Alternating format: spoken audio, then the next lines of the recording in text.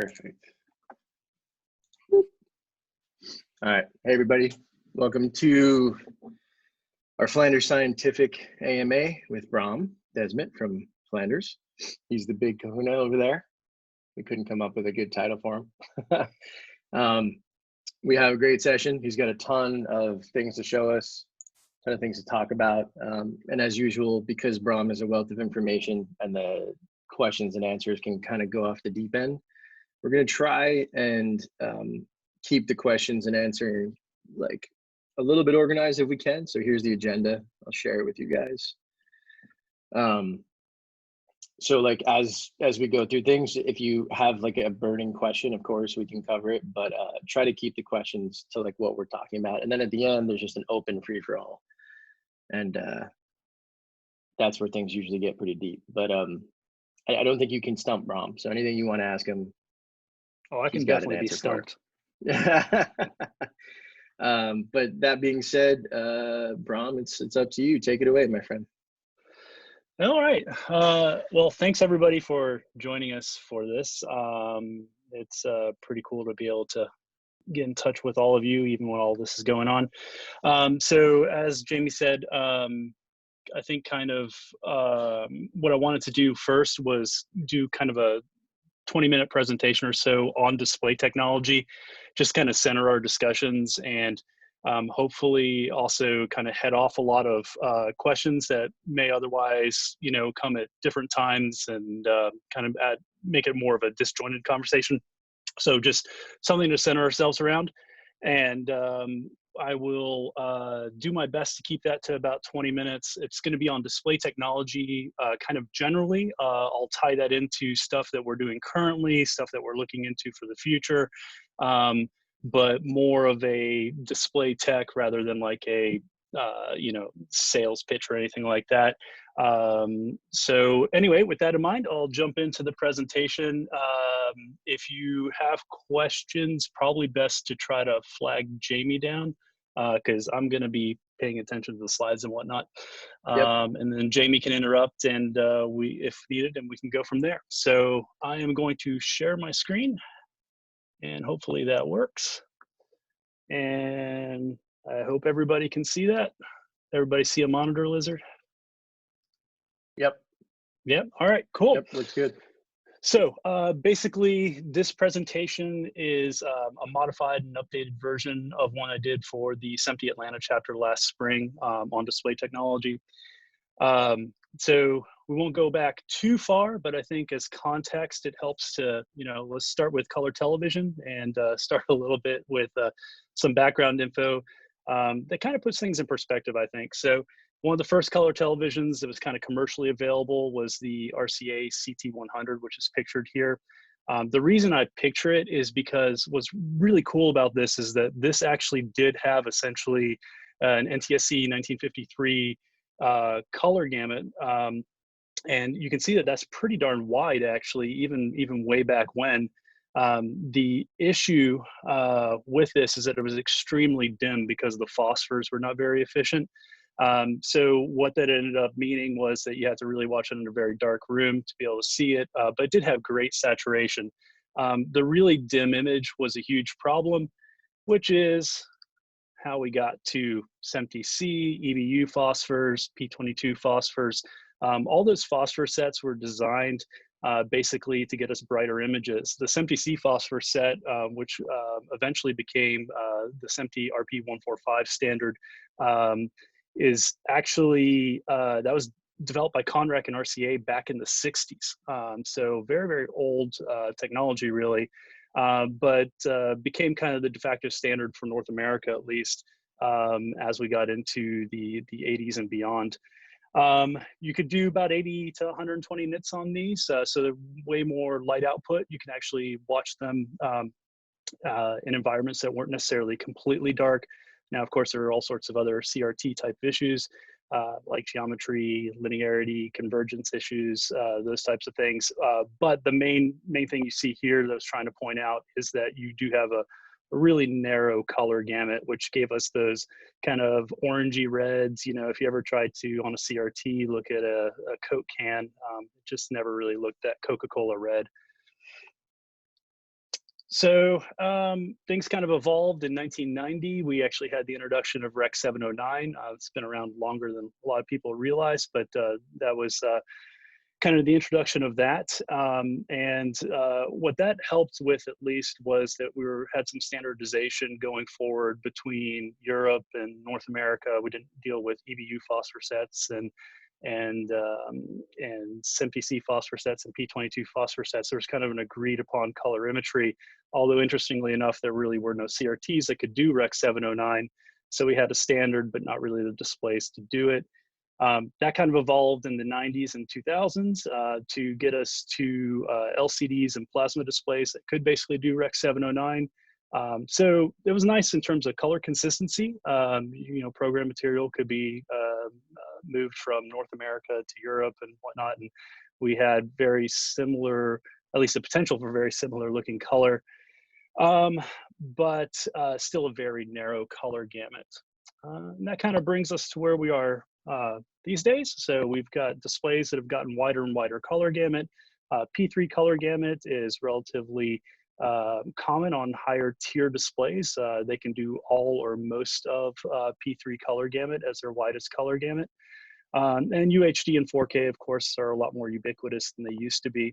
And monitors like our own XM551U and 651U large format OLED displays, the 55 and 65 inch units, are pretty typical representations on the professional side of this type of kind of status quo in displays right now.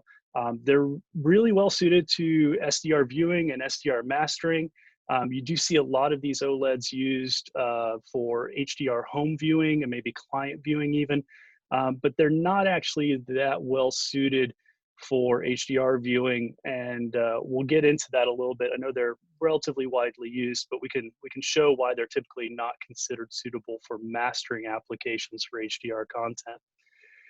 So now that we've got wider color gamut and relatively high resolution, the question is, what do display manufacturers and TV manufacturers do to make people buy more TVs? And so the thing we can do is kind of the quest for these better pixels. There's diminishing return for higher and higher resolution. Lots of testing has been done on that. Unless you go to very large format, 75 inch plus displays, that advantage visually for the typical home viewer from 4K to 8K is pretty marginal. So resolution really isn't going to be the thing that is going to help us. On the acquisition side, it's certainly great to have higher and higher resolution, but for displays, it's not necessarily where you're going to get serious gains. Where we can get some real performance improvements are in color gamuts and higher luminance displays, so that we can go to things like HDR. But with color gamut, we have to be a little careful. So I think that the color gamut improvements that you'll see will actually be relatively small and incremental from the current point, from P3 onward. And part of that is because of some of the unintended consequences of things like Rec 2020. So if you look at Rec 2020, the primaries actually lie on the spectral locus on the outside here. Those are essentially single wavelength light emissions. So what you get there is something that's really more the domain of laser projectors, and it's not particularly well suited to flat panel displays. It's hard to get to those primaries with flat panel displays. And even if you can, and this is something we've learned from the people who have made laser projectors, is there are other problems that you run into. So one of them is you get increased observer variability, or what's called observer metameric failure. So as the basically primary get narrower and narrower, you have more and more disagreement between observers on exactly what it is they're seeing. So what some laser projector manufacturers have found out is that by broadening out those primaries, basically instead of going to 1 nanometer kind of spectral emissions, that's what these lines are here, for the primaries, these are basically the Rec 2020 primaries, these lines, they broaden them out. And by broadening them out, they reduce that issue. They also tackle other projector specific problems like speckle.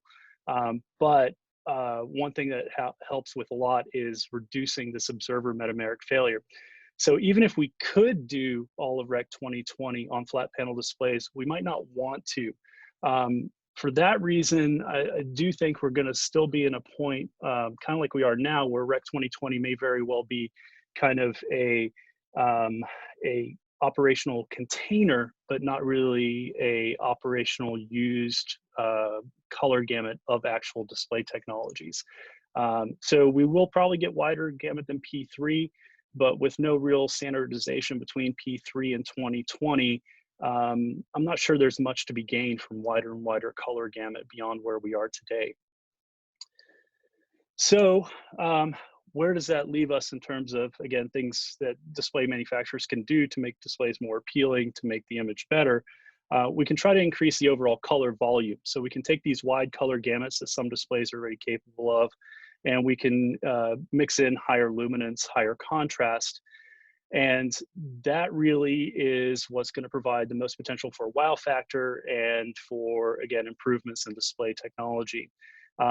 Because of this, the demand for HDR is really shaping what both semiconductor manufacturers, TV manufacturers, and actually professional reference monitor manufacturers consider either viable or desirable kind of display development efforts.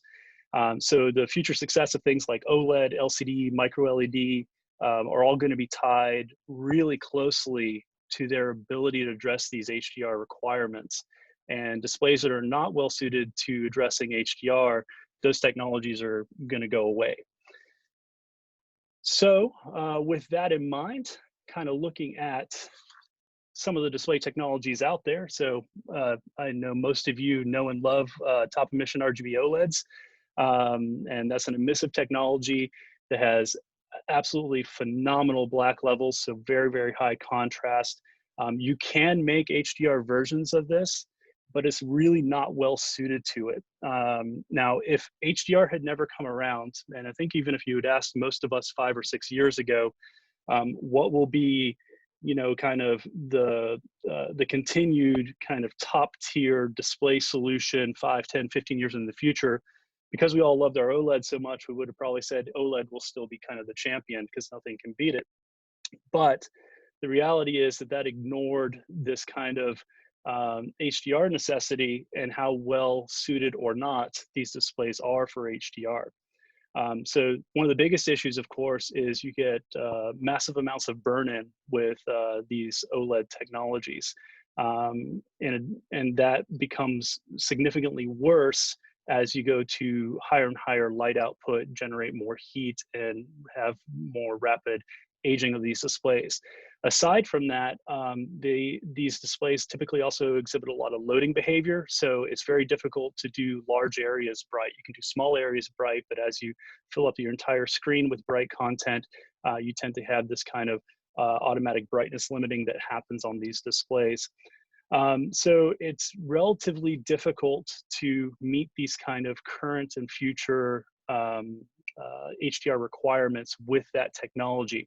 So even if that technology had stayed with us longer than it had, long term, it probably would have gone away or kind of become less favored because of its inability to address HDR requirements in a way that kind of satisfied the market and also in a way that was affordable.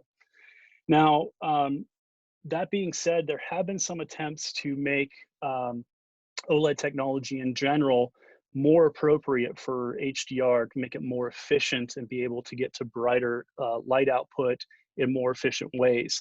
And that's where we get this kind of W-OLED technology. So white OLED, W-OLED, here it refers to those things.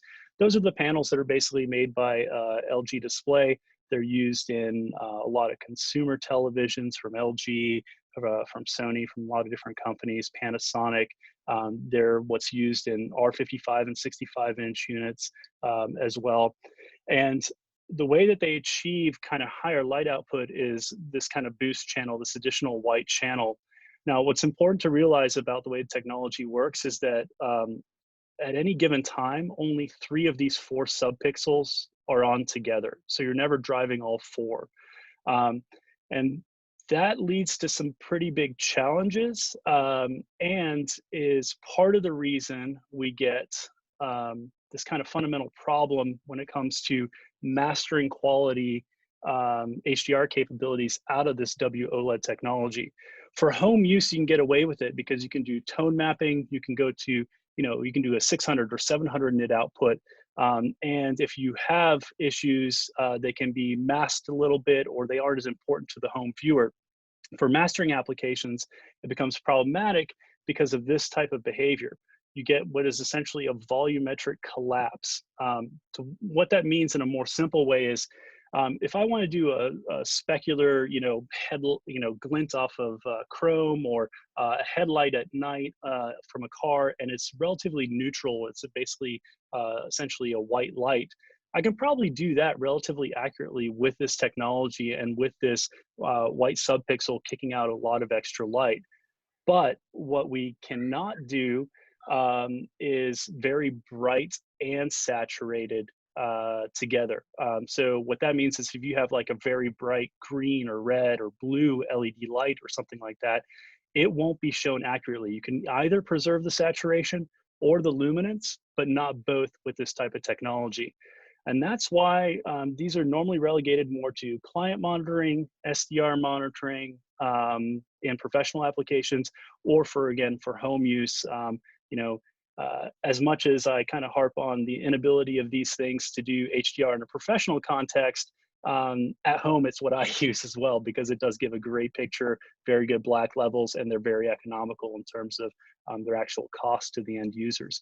But for mastering, this is a huge problem because these displays are not purely additive. And what I mean by that is the red, green, blue channels together don't give you that white light. It's actually a combination of this white with any two other subpixels at a time. So because of that, you have this kind of strange behavior, but which does limit the viability of this for mastering applications. But in addition to that, you also have burn-in concerns still with this. Because of those burn-in concerns, and because of this kind of non-additive behavior and this volumetric collapse, people are left kind of searching for actual mastering solutions that are appropriate for HDR. One of those that's of course become rather popular as of late is what we call light modulating cell layer. It's what you also hear referred to as dual layer LCD. And what this does, just as a recap for those not familiar, is that you have a backlight that is essentially always on. It's always kicking out max luminance. And then you have a traditional LCD layer on top. So you get your red, green, and blue basically filters. And then sandwiched in between those layers, you have essentially a monochromatic LCD. And that's the best way to think of it anyway. That light modulating cell layer is essentially a monochromatic LCD layer. And those two layers are roughly 1,000:1 contrast each, but they kind of have a multiplicative effect when you stack them on top of each other. So you get effectively 1,000,000:1 contrast, black levels that are just about as good as OLED. You get no halation, no flare, no loading behavior, importantly, unlike OLED, you can do full screen 1,000 nits or very small area 1,000 nits. It's not a very complicated device in terms of driving them. There's no complicated backlight algorithms or anything like that. So from an operator standpoint, they're really easy to use. They look great, and they, again, don't have a lot of those other issues. Now there are, and I should also mention, this is what's actually used in our XM311K, and our 311K has pretty much become our most popular HDR monitoring solution when budget isn't really the main consideration. So if money is no object, this is the solution people go to because it works really well. It's very simple. No burn-in on these either, which is another huge benefit compared to OLED technologies. The downside with this technology is that if you want to do over 1,000 nits, it's very difficult to do. You're going through two layers. The backlight always has to be on over the entire screen.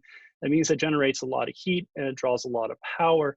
So if you want to try to crest over that 1,000 nit threshold to get to brighter and brighter HDR, they're not particularly well suited to that at this time. So when 1,000 nits isn't enough, or if cost is a factor because these are still quite hyper expensive to make. What else is there? Well, this is why we're seeing such a prevalence of zone backlight technology.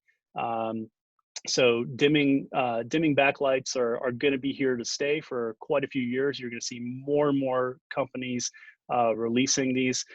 They'll come in two flavors. You'll basically have your global dimming and you'll have your full array local dimming. The full array local dimming is typically considered the higher tier option, but with any full array local dimming option, the quality of the image is going to come down to two main factors. One of those is how many zones do you have.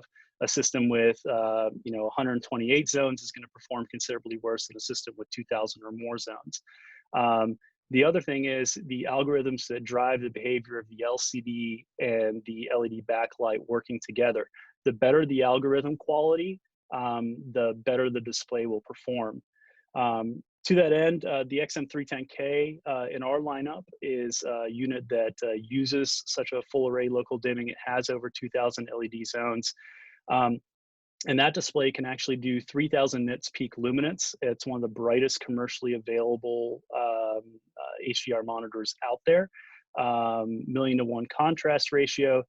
And what we've done, as we've seen that this is likely going to be something that is used more frequently in the future, is we spent a lot of time taking feedback both from colorists and from some of our professional partners who have pretty big stakes in the HDR game. And we've taken a lot of their technical feedback and we've tried to improve the algorithms on those. We actually just wrapped up a 6-month project working specifically on optimizing the full array local dimming behavior, not just for the 310K, but for potential future projects as well. And that is, if you haven't seen, and nobody has because of quarantine, if you haven't seen an XM310K in the last week or two with the latest firmware, it's really worth taking a look at. We were pretty happy with it the way it was 6 months ago. I'm really thrilled with the performance now. It's gotten even better. The new peak mode on this is quite impressive. So again, that kind of speaks to the fact that algorithms are a huge part of what drives the potential quality of this, because we've always had 2,000 zones, but the performance has improved significantly just by tweaking algorithms over time. So again, I think you'll see more and more technologies with full array local dimming. You'll see variable controls for those. That's one thing that we're kind of big fans of, is we give you the ability to operate in a static backlight mode. If you're just using SDR and you don't want any sort of zone backlight behavior, you can do that. If you want to use it in SDR with zone backlight, you can do that. If you want to use it in HDR with zone backlight, you can do that.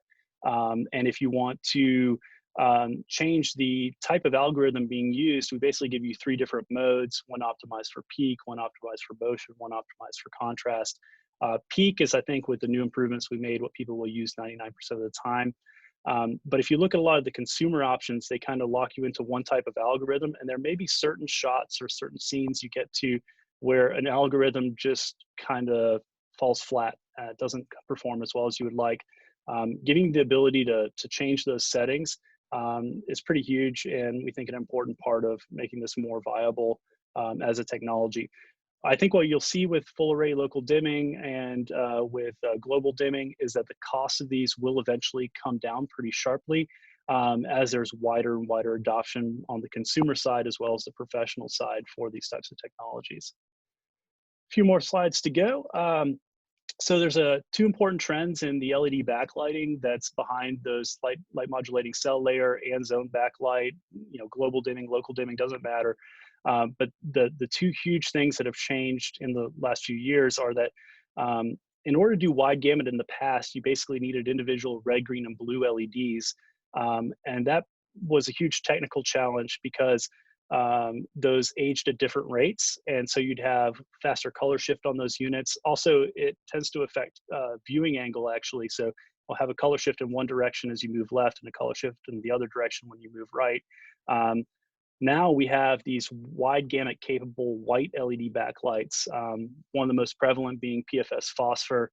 PFS phosphor is essentially what's behind the latest 1000 nit light modulating cell layer units. All of them are essentially using that type of backlight technology, which again uses white lights to get us to very wide gamuts.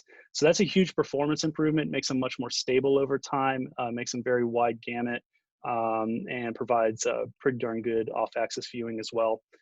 The other trend is, and you'll be hearing this, and this will confuse the market at large for sure, is you'll hear this term mini LED used all the time. So mini LED, on the semiconductor side, there's actually thresholds for what's considered an LED, a mini LED, and a micro LED. Mini LED, the way that you'll see it on the market in the next few years, that's all going to be backlighting. So those won't be true direct view displays.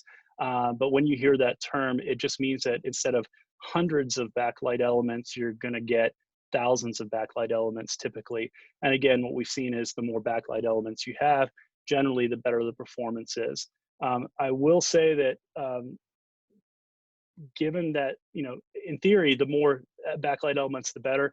I actually went to CES this year though, and the one display I saw on the floor that was claiming 16,000 zones was one of the worst looking ones out there. So you have to combine this still with very good algorithms to get good performance.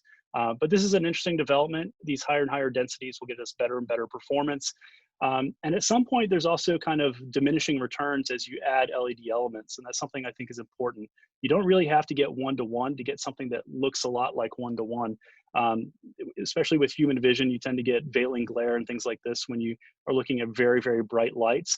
So if you have a 1000 nit pixel next to a black pixel, it's hard to tell if that zone is slightly smaller or slightly bigger that's driving it, because you get this kind of natural veiling glare in your eyes from that bright light source.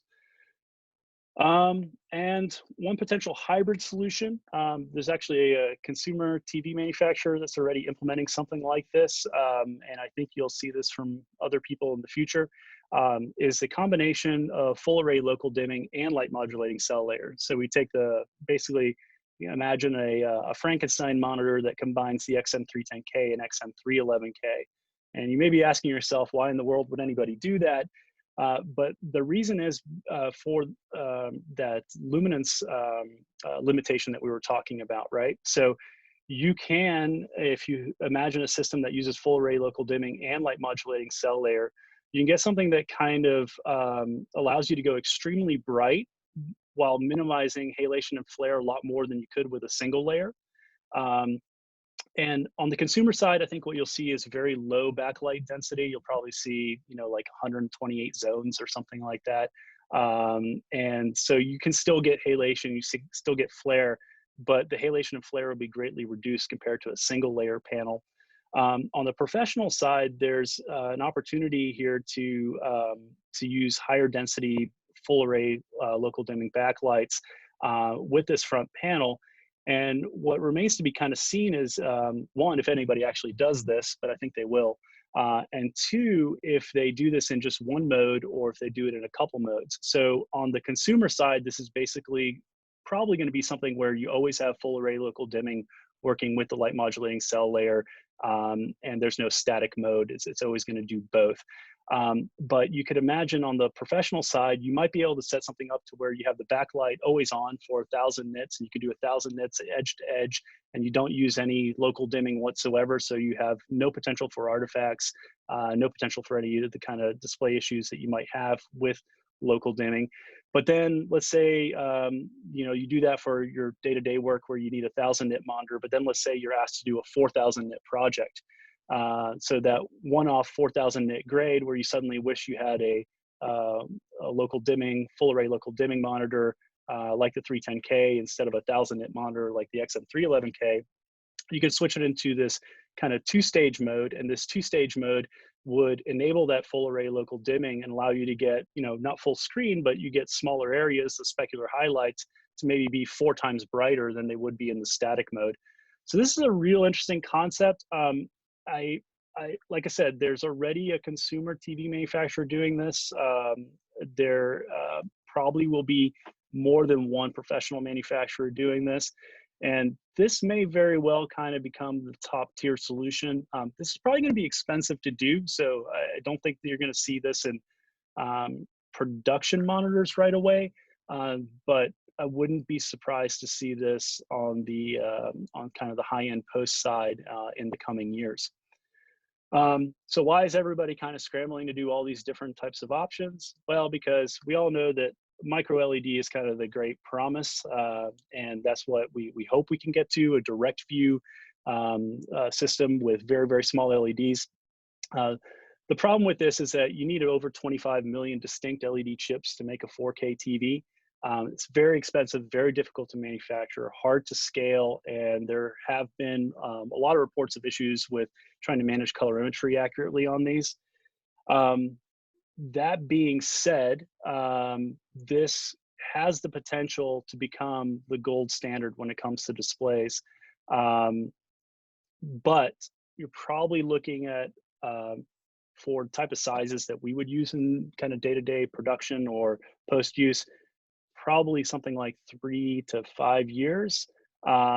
Now, that being said, there are micro LED solutions already out there. If you went to CES, you would have seen a bunch of large video walls that were using variations of micro LED technology. There's also very small scale micro LEDs being used in like 1-inch displays and smaller. So this stuff is out there, but scaling it to 25-inch monitors in a cost-effective way is probably going to take some more time, which is why we're going to have a lot of these transitional technologies. And even if we get to the point, you know, say 5 years down the road where everybody has access to these micro LED displays, that doesn't necessarily mean it's going to be the winner. Something I've grown very cautious of, I've been doing this since 2005, and my dad was in this industry back to 1983 selling monitors. So I've really grown up around it. And what I've seen over and over and over is that the best technology doesn't always win out, right? So if you look at top emission RGB OLEDs, you look at plasma displays, you look at CRTs, at any given time, the professional industry lamented the loss of those technologies and couldn't understand why the best thing out there performance-wise was suddenly no longer available, but it happens over and over and over. So just because this is the best performance-wise potentially doesn't mean it's necessarily going to win out. So some of these other technologies could be with us for a very long time.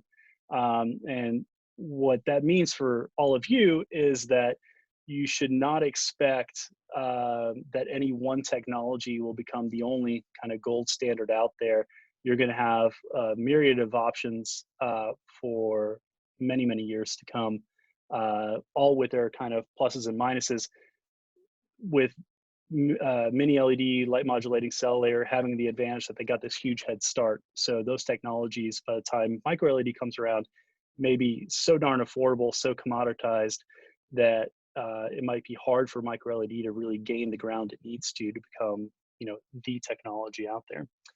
So that's the review of kind of displays, all the things that we're looking at, working with currently. And I think if anybody has questions specifically on this stuff, I'd be happy to talk about it. I've also got monitor calibration demos coming up after this, but for now, if there are questions, this might be a great time for it. I'm gonna stop sharing my screen and go back to me. And I didn't read any of these questions on the side, so I don't know if there's Yeah, we'll go through them. Chris Bolton has a question first Sure. up. We were just rambling on in the background. We like to do that. So any of you have been on these chats the last couple of days, I always ask the same. I'm starting to ask the same question over and over again. In your opinion, based on a 25-inch type monitor or something very close to that size, what would you see as sort of enough contrast and enough nit output to be a viable on-set HDR monitor? Yeah, that's a really good question. I know there's been a lot of kind of sales pitching to the idea that you can get away with 500, 600 nits, something like that. But the reality is PQ is an absolute scale, right? So if you want to see the highlight detail between 600 and 1,000, you need a monitor that goes to 1,000, just plain and simple. Now, if you're willing to compromise, you can do things like tone mapping. You can do things like soft rolling your HDR highlights, but then you're no longer really in a reference mode. So, you know, it depends. Do you need to see that detail or not? Maybe not every monitor does, don't get me wrong, but I would probably say for anybody who's handling it kind of seriously, what you want is you probably want at least that one kind of hero monitor on set, if you decide you want to monitor HDR on set. And then everything else can use, you know, a tone map or look at a log image or something like that. That's fine. But yeah, that's kind of my take on it, is if you do want to see those details, you need that monitor. Thank you. Cool. Thank you. Curtis Abbott, you're up. Oh, I think you're muted. Sorry. Yeah. What, along that same vein, what's the HDR preview on the DMs? What's it doing exactly? So it actually has a couple different modes. That's a really great question. So going back to Chris's question, you know, what's enough, right? It comes a lot of times scene dependent, right? So you could have a system, for example, that's taking log and then converting to PQ and giving you PQ to monitor. And if you're doing a dark interior scene, but you happen to be monitoring PQ, but you got, you know, your APL's, you know, 20 nits and you have highlights going no more than 200-300 nits, you may want one type of HDR preview mode that works well for you versus another. So what we have on ours is two different modes. We have a soft roll and we have a hard clip. What the hard clip does on the DM monitor is basically hard clips near the peak luminance of the monitor. So on a DM250, about 300 nits. So it will show you 0 to 300 nits in the hard clip mode, 0 to 300 nits of that PQ scale, code value represented absolutely accurately on screen. But then anything over 300 nits, you just lose. It's hard clips. Then the soft roll, what it does is it basically tracks along PQ perfectly up to, this is from memory, I think it's like 125, 150 nits. And then starting at 150 nits, it actually does a soft roll of all the details. So it takes all the code values that would represent values from 150 to 10,000, and it squeezes them in that 150 to 300 with a tone map. Not dissimilar to what a consumer display does. It's, you know, not Dolby Vision level tone mapping, it's very rough, but what it does is it tries to give you some more highlight detail so you can see at least that there's information there. It's not being represented one-to-one, but it is showing you information there.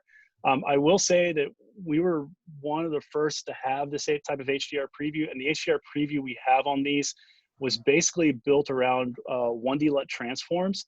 If you want something even more accurate, or maybe not accurate, but even more pleasing, there's a way to do this with 3D LUTs as well, and we can help you with that process. But you can actually use a program like LightSpace to profile your monitor in a high luminance output mode and actually do a 3D LUT tone map system. That wasn't available when we first had the built-in feature, but if you want that, it's something you can build very easily for basically any lower luminance monitor. And what's neat about that is you can kind of choose, depending on what your scenario is, how that tone mapping works, right? So you may not want to preserve, like we do with ours, we try to leave room so you can see every code value up to ones that represent 10,000 nits. But if you're only going to be, you know, if your PQ, log to PQ transform is only going to 1,000 nits, then you don't need to waste reserving some of those code values for the 1,000 to 10,000 nit range, right? So you can actually get more detail in the highlights by saying, all right, just build me a tone map that goes from 0 to 1,000 nits and tone maps it into a 300 nit display. So you can do these types of things. You know, again, they might be good for other people on set. I wouldn't use it as your primary master in an HDR monitoring scenario. But if you need all your other displays to kind of look in the ballpark of the HDR reference master, if you don't have the ability to send those log, if you need to send them or Rec 709 transforms or whatever. If the only option is to send everything on set PQ, then you can use, you know, DM240s, DM250s, DM170s with those preview modes or with the 3D LUT transforms that I mentioned to get something that looks relatively close. Certainly anything below 300 nits is going to look pretty damn spot on. It's really the stuff over that that's not going to look quite right. Cool. Thank you, Ryan DeWin. Hey, Bram, thanks for coming out. Quick No question. Could you tell us a story about how we arrived at the Judd-modified color matching function? We were using, you know, the old 1931 for a while, but when the switch came, I guess I'm asking a question about the history. What problems does it solve? And yeah, how did we get here? So Judd-Voss modified CMF has been around way longer than OLEDs. The implementation of it is a point of continued contention. So basically, give you the high level overview. What ended up happening was we had these OLED displays come to the market, right? And the OLED displays had fantastic contrast and people loved that about them. There's a fundamental problem though. You calibrate this using standard CIE 1931 color matching functions, and you calibrate to the same you know, standards as CRT monitor. You plop it down next to a SMPTE C CRT, and all the facilities looked at this and went, they don't look the same. What the hell's wrong? So, and because CRTs were the gold standard, the automatic assumption was, well, the OLED is screwed up. So how do you fix that? Well, you can perceptually match it, but that doesn't sound very scientific, right? So some clever engineers basically tried to figure out the root of the problem, found out that it was actually fundamentally an issue of predicting accurate metamers. And so they looked for color matching functions that would be more appropriate for dealing with the spectral distribution of OLEDs. So Judd-Voss was selected after some testing. I believe the testing was actually done in conjunction with Minolta. So they did some testing and found that that was a color matching function that would offer better visual matching to the CRT. The way they came up with the actual values, because everybody's like, oh, calibrate to Judd. Well, to any color scientist, that sentence is nonsensical, right? But what they did is they used the Judd modified CMF to go through this process. First, they set up a CRT using CIE 1931 color matching function to proper D65. Then what they did is they switched their measurement gear over to using a different color matching function. So in some software and even in some spectros now, like the CR300 actually allows you to load in different color matching functions. What they did is they loaded in different color matching functions to the spectro, and they measured that CRT, and they found how that CRT measured at white in Judd. Then what they did is they calibrated the OLED, again, still in Judd modified CMF, to be the same number as the OLED. Then they switched back to CIE 1931 CMF on the spectro, and they measured the results on the OLED, and that Judd modified equivalent match in CIE 1931 gives us the figure 30673180. Those are not the numbers in Judd modified CMF. The Judd modified CMF numbers are completely different. But if you do that match within Judd modified CMF and then measure the OLED when you're done using CIE 1931 CMF, you get 30673180. Now, if you know anything about color matching functions and how the way spectros and calibration works, there is kind of a fundamental catch with this, is that we've only done the white balance. So the whole industry was like, all right, well, we're just going to calibrate to this other white point, and we've kind of done this really rough white point adjustment, and it made most people happy. And so, you know, a few companies before us, and then we jumped on the bandwagon too, because it became kind of the industry practice, said, all right, we'll do that, but we're not really using Judd modified CMF to do the full calibration. If we were doing that, it would actually impact the values we read everywhere, not just the white balance. So that also means that there may be ways to do even better perceptual matching. You could actually use a spectro to calibrate, to basically measure one display and then use that as a reference and then have the other one calibrated to match all values, not just white balance, within that alternate CMF. The other thing is that Judd modified CMF is kind of a halfway solution. It works for a lot of people. It improves color matching for a lot of people, but for some people it actually makes it worse. And part of the reason for this, and I have there's like an hour-long boring science presentation on our website with this if you want to see it. But it talks about how these kind of ways that we see things differently, these metameric failures, vary a lot by age too. So typically older observers see OLEDs a certain way, younger observers see them another way. So this kind of difference of opinion on the way things look breaks down a lot of time by age. It's not always by age, but overwhelmingly there is an age bias, and it has to do with the aging of the eye. I hope, does that make sense? Yeah. It does, and I wonder, that has nothing to do with the revision of D65 turning out to be, I think I was reading somewhere that there was a revision of Planck's law in physics, and that changed it changed it to what is it, 6504. Yeah, so it's I think it's 6503.6 or something like that. Right, like that's unrelated, right?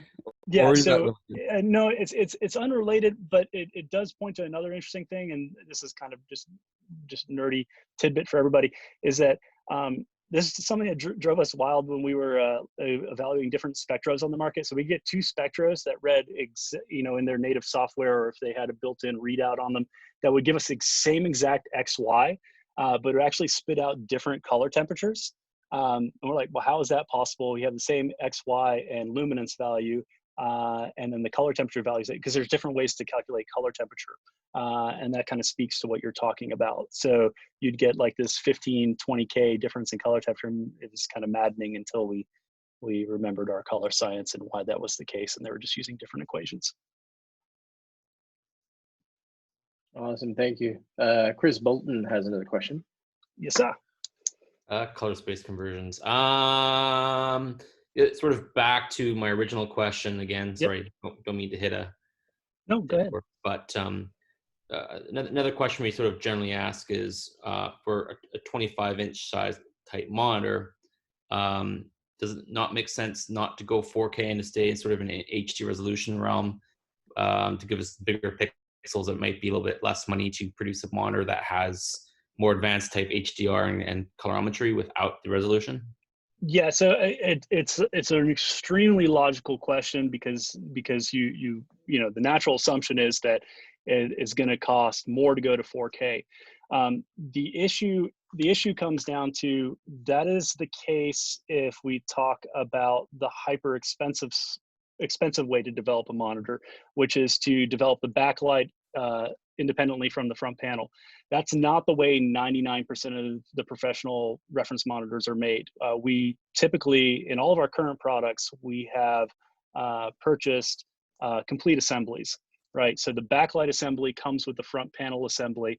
And the issue is that, at least on in other markets besides this one, 4K and HDR kind of go hand in hand. So while those are obviously separate things, people who are willing to pay a premium for HDR typically are expecting 4K as well. So the 4K advanced panels with, whether it's light modulating cell layer or whether it's zone backlight, those complete modules are available to us, whereas the HD versions aren't. So we could build an HD version, but a lot of times building those elements separately is more expensive, especially because we'd be doing them at such low volume than just buying the complete assembly. So that's one of the reasons you're not seeing that more. It's not to say it can't be done, and it's something I know us and some other manufacturers have. As we get to zone backlight being more and more of a thing, there are manufacturers who are jumping into building their own backlight units because it gives you greater control. We haven't done complete assemblies in something yet, but we've built portions of it, drivers, other things, and it's certainly been on our radar to do more of this and not. I can't say too much, but yeah. So yeah, but that's the reason. To your question, that is the reason you're seeing that.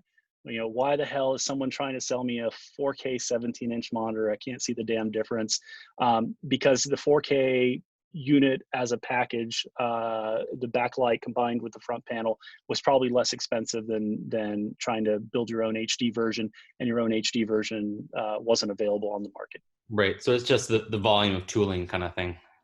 Yeah, and it's even little things like the backlight's the hard part.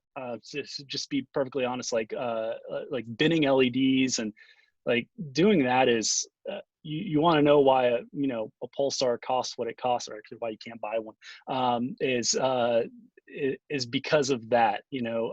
Binning those elements, building backlights, that's the money pit. That being said, again, with it being kind of clear that zone backlight systems are probably here to stay for a while, I think you'll see some manufacturers jumping into actually trying to build these. The problem being that when they do, it may, and the end result may still be, it may be better performance, but it may still be more expensive. So yeah, it's tough. I know that a lot of people are like, well, I don't even want to try to deal with 4K on set. So I totally get the question, but that's the reason. Awesome. I got a question for you, Bram. Two Yes, sir. parts. People were asking in the chat about the Apple monitor. There's two different, I guess, options when you order it, like the nanotechnology and then the other one I forget. But people are going to inevitably try and use that for post applications, and maybe hopefully not, but on set. Can you talk about that panel, if you think it's good, or if you think it's just the first step to getting consumers that direction? I don't want to talk too much about specific companies, also just because of who some of our customers are. So Fair enough. But suffice it to say that generally speaking, again, going back to what makes a good zone backlight system, the more zones you have, typically the better something operates. So something with 500 or 600 zones typically is at a huge disadvantage to something that has 2,000 zones. And there's also a relationship between the zones and the actual physical front panel resolution as well. So there's only so much you can do with algorithms. So you typically, with less zones, are going to get more halation, more flare. And then the designer of that display has to kind of decide what it is that you do as a compromise, right? So you can either allow for massive amounts of halation or flare, or you can dim those peak highlights when you have small, bright objects. And not talking about specific displays here, but generally speaking, that's the behavior you'll see, is that you go to a small enough bright object and you'll actually get that object not being bright anymore. Or you'll see massive amounts of halation that wouldn't be present in something with a higher backlight zone count. So just, yeah, that's kind of my general take on it. And then secondly, do you guys have a good example? I was asking this yesterday with Bill Freitner, but do you guys have a good example of when things fall apart, like what to keep an eye out for, like the halation that you're talking about? Like, is there a good list of the problems so that people can know to look for those issues? I can send you and a photo examples. that sums it up. Yeah, I can send you examples would be awesome. I don't know if I should share it. I'll share it privately with you later, okay? I have an image that showcases it really well. And well, it doesn't have to be that one issue, but I guess I'm talking about the whole range of HDR issues that different displays and different manufacturers are coming up with kind of workarounds. And it'd be interesting for us to show people like DPs or directors, like, hey, this is an issue, keep an eye out for that. So visuals always go a lot further. Yeah, so one of the difficult things with that is a lot of times that stuff ends up having to be simulated because it's hard to put in perspective. And even the image that I'll share with you later, one of the issues with that is that the halation that's present in the lowest backlight zone count display looks a lot worse in the photo than it does in real life, because in real life, the veiling glare you get from 1000-nit object staring you in the face kind of cancels out that effect. You don't see the halation nearly as much, which is why a lot of these consumer TVs also get away with only having 128 zones. You or I might catch it. The average observer probably isn't too bothered by it. And it's especially with moving video, it's a lot harder to catch. It's easier for your brain to kind of excuse that. So when you're dealing with a static image, and you know, if you're a colorist, or even worse, if you're doing VFX and you're trying to rotoscope something in HDR, then you're going to notice halation flare pretty badly. Right. Okay. Great.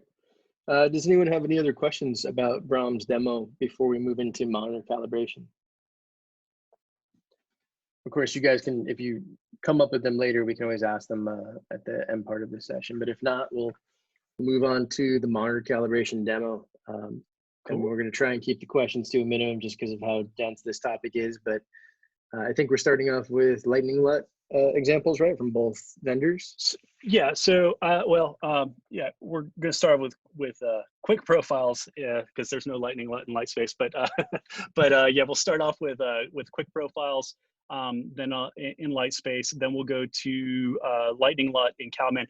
Same concept. What we're going to showcase is that when you have a very linear display that behaves in a that predictable way, you actually don't need to do these massive profiles to get excellent results.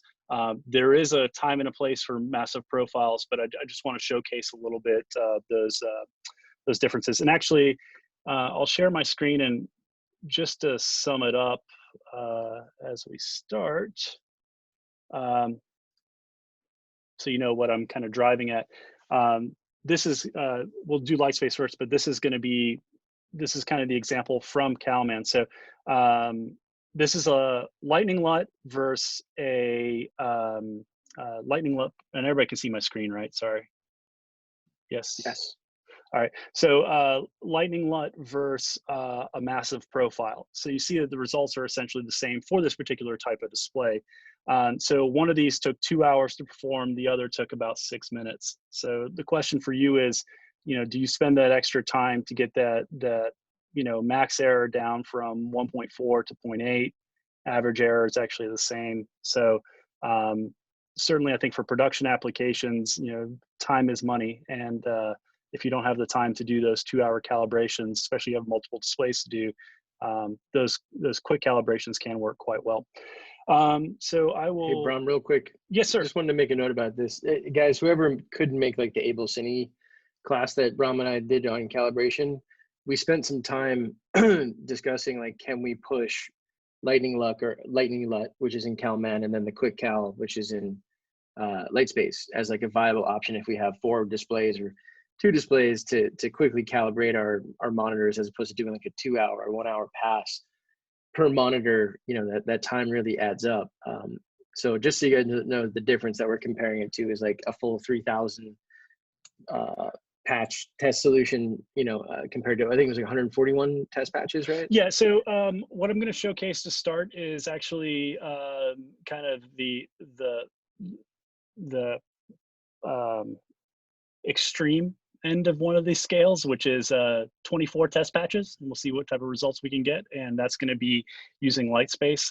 The Calman example, yeah, that's 141 test patches in the Lightning LUT process versus doing 3000. So all right, so I've got LightSpace open. I'm going to use Resolve as my test pattern generator because that's pretty darn ubiquitous, and it's free, and it's easy to use.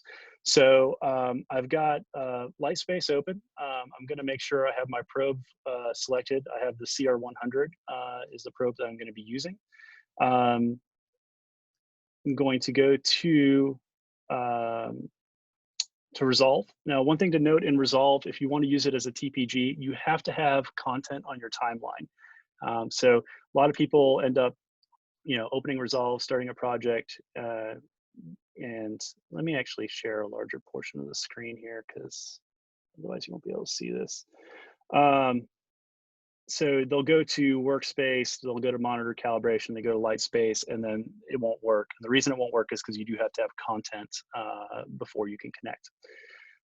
So in Resolve, with content on the timeline, you go to the color tab, you go to workspace, you click on monitor calibration, and you have LightSpace. It's going to ask you for an IP address. You get this IP address by basically starting LightSpace. We're going to go to the calibration interface.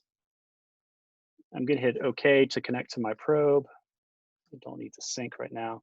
Go to Network Manager, and this enable control basically turns on its ability to communicate with Resolve. And the IP address is actually going to be the one listed here. So 10.2.11.55.6. Going to go back to Resolve, hit connect, and I'm connected. One important thing here is, I'll actually do it. Don't hit enter. Drives people crazy. If you hit enter after you type in the IP address, it actually closes out the dialog. If this dialog closes, your connection terminates. Right? It trips up a lot of people. So just hit connect and leave that window open in Resolve. You're going to go back to the program. It says enable. You can select what patch size. We're going to use full screen because we're just using an SDR cal here. Hit close. And then if you want to test it real quick, you can basically use this slider to generate a test patch. And I will actually, real quick, I'll show you. I have a monitor set up in the room here. So you can see that basically I move my slider and I get a response on the display, so I know that it's working. Share screen again.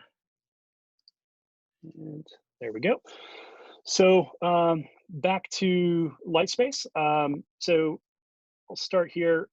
There's two ways to do LightSpace cals. There's the calibration interface and there's display characterization. Calibration interface was originally more for evaluating displays, kind of doing validations. Display characterizations is what traditionally was done to do volumetric characterizations and then build LUTs from that. What's happened though is that with a lot of linear displays, you really don't need to do a lot of measurements. So you can use these really short, quick profiles as they're called, and you can actually just build your LUTs from that. So that's the example we're gonna have here. I will actually go to the monitor again, just so I can show you what you're supposed to be doing on the monitor before you start. So I've let the monitor warm up. Really 30 minutes is plenty. That's probably more than you need. I'm gonna put something on screen here so it's a little bit easier to see the menu. And then I'm going to control the monitor. So the first thing you're gonna do is on the monitor menu, you're gonna go to the color management menu, and you're just going to go to LUT bypass, and you're gonna bypass the 3D LUT. That essentially turns off the volumetric calibration and gives you a neutral starting point for profiling the monitor. You're essentially profiling the native behavior of the monitor when you do that. So now that my display is set up correctly for the profiling, go back to LightSpace. Maybe. Yep, okay. So I'll go back to LightSpace, and I'm gonna go to options. Sorry, there we go. Let me control my screen. One moment. There we go. I'm gonna go to options. Now I'm connected with the CR100. The CR100, if for those of you that have that, has a few different sync options. You can do an auto sync, a manual sync, or no sync. Don't do no sync, it will fail on you. For auto sync, what it will do is before it takes a reading, it will actually measure the frequency response of the display, and then it will take the reading. And it will do that before every single reading. That slows down your calibration time a lot, so it's better to use a manual setting. If you do the manual setting, you can actually do something called probe calibration, where you'll measure the screen and it will actually measure the refresh rate. But you see when I do that, it's gonna give me a really high number here. So it gives me a really high number because it's basically measuring the PWM backlight. The way, and that will work, but the better way to do this is actually set your sync to the frame rate of your source. So I have a 24p timeline here. I'm going to set 24. What this does is actually, it actually kind of averages readings or averages exposure over several frames and actually gives you more stable results. So that's kind of a cool shortcut to get better results, is just type in the frame rate here, and that will give you better overall results and save you the trouble of having to do the actual probe calibration sync part. You do want to select the correct matrix. Matrix creation, if you have a spectro, you can do it yourself. If you don't, you can, if you have a colorimeter, you can actually send your colorimeter to us. We'll create a matrix for free. You just let us know which FSI monitor you're using, and we can create those matrices for you. And we use, sorry, let me turn that off. And we use a CR300 now. It's a 2 nanometer spectral bandwidth spectro, one of the best you can get on the market. That's what we use to create our matrices for your colorimeters. So I select that matrix, I hit OK, and now we'll get to the actual profiling part. So of course, if you're familiar with it, you've already done all those things before, you wouldn't have to spend much time on any of that. And then all I'm going to do is hit profile here, and then I can select the different types of profiles. If you have a very linear display, typically you can get away with something as small as a gray only. So a gray only will actually just measure red, green, blue, and then it will measure about 21 points along the grayscale axis.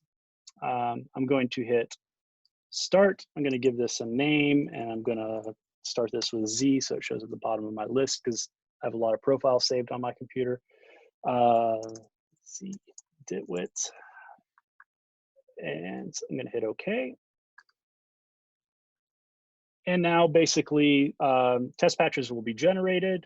You'll see the slider move up here. It'll take readings, it'll profile the display, and it will give me a characterization of how that display responds.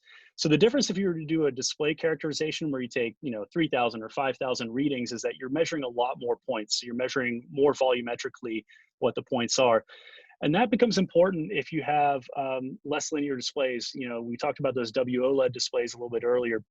Those, especially at HDR levels, tend to behave relatively nonlinear. At SDR levels, they mimic linear behavior a little bit better, but it's still not quite perfect. So more readings helps a lot on those. Whereas more readings on something like a DM240, a DM250, you're only going to get a very marginal benefit by taking more readings because the display handles in a very linear, predictable way. So you see that, oh, sorry, move that window back. So you see, well, see maybe, I don't know why Zoom does that. Sorry, it keeps moving the window on me. All right, so you see that that calibration or that profile only took 42 seconds. So not very long at all. And you see the result here. This is the native gamut of the display. So you see the display is actually an extremely wide gamut unit. That's again because it's using PFS phosphor backlight. And so now that I have this profile, I can close out of this and I can go to ColorSpace conversion. And this is basically what builds my calibration LUT. You'll notice that this is not kind of a hold your hand process as much as something like Calman is. So it is a different approach. It's a very flexible approach. So it gives you the ability to do some things you can't do in other programs, but it does mean you really have to kind of learn the program before you use it. So in LightSpace, the source is actually going to be what your target color gamut is, right? So Rec 709 is what I want to calibrate for.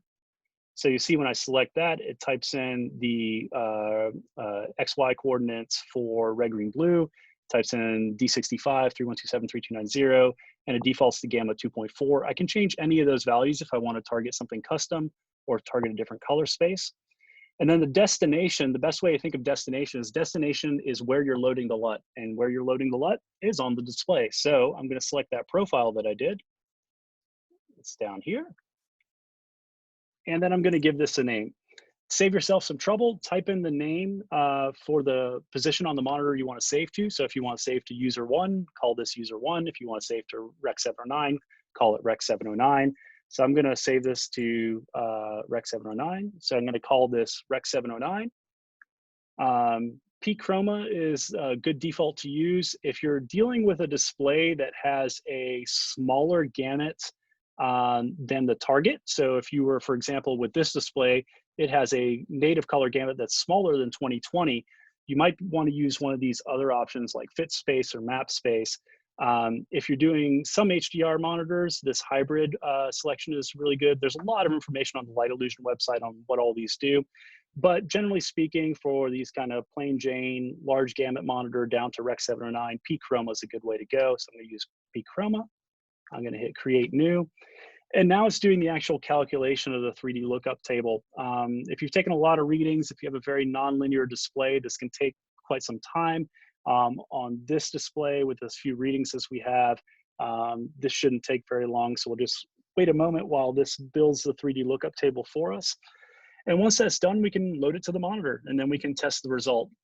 So you see here, the ColorSpace conversion report says that we're 100% within gamut. That obviously is because we have a very wide native gamut, bigger than P3 ColorSpace monitor, and we're just going down to Rec 709. I'm gonna hit OK.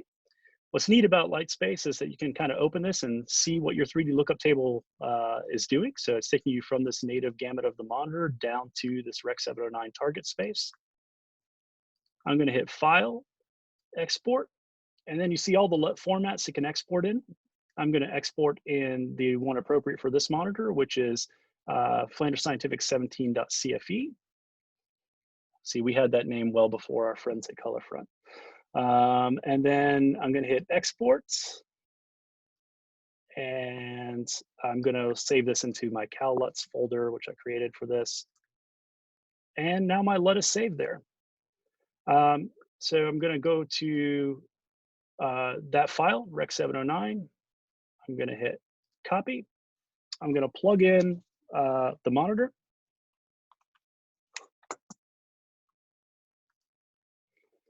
It's going to show up as a mass storage device.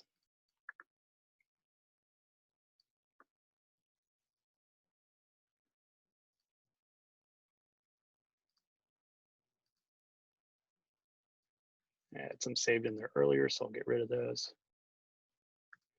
And I'm just going to paste that file in there. With that done, I am going to go to the monitor. I'm going to go to the feature that says Update LUT on the menu. Hit Enter, say yes, I'd like to upload that file. File's done uploading. And once that's complete, the last step is to basically go back to LUT bypass none. So the LUTs are turned back on now. And I'm going to go to Rec 709, which is where I saved it to. And now I can use LightSpace to also validate my result. So what I'm going to do is go back to the calibration interface. And this is where you can also choose how you want to validate. So we could validate with gray only, but that's kind of cheating because it's actually, sorry, let me share this screen again so you guys know what the heck I'm talking about. Quick question. Yes, sir. Somebody was asking, how did you connect the monitor? Is it over USB or Ethernet? Yeah, so the all of our AM, BM, CM, DM series monitors, basically anything HD resolution, are connected over over USB. That's the USB mass storage that I was showing. So you plug it in, it shows up like it's a thumb drive, and you just drag and drop the files on there. So very easy to do. On our XM series monitors, this is actually slightly different. We actually have a network interface, and you can actually directly upload from within LightSpace or Calman. You type in the IP address of the monitor, tell it what color space you want to save to, and it automatically saves it over a network connection. So a little bit different of a workflow there. That's something we've wanted to do for a long time, but we just, wasn't supported broadly on all of our hardware. But with the XM series, we've decided to go that way, and it does make uploading files even faster and easier. And how are you controlling the menu remotely? I am controlling it with the IP remote utility, which I think you guys can see now. So I was using that, and because we have shortcut keys, I was actually able to do all of that from my keyboard. So up, down, enter buttons are basically the 4 arrow keys. You can also do this from Stream Deck, obviously. If you have a Stream Deck, you can use it to control the hotkeys within our IP RU application as well. Thanks. And Sorry, man, the Zoom windows drive me nuts.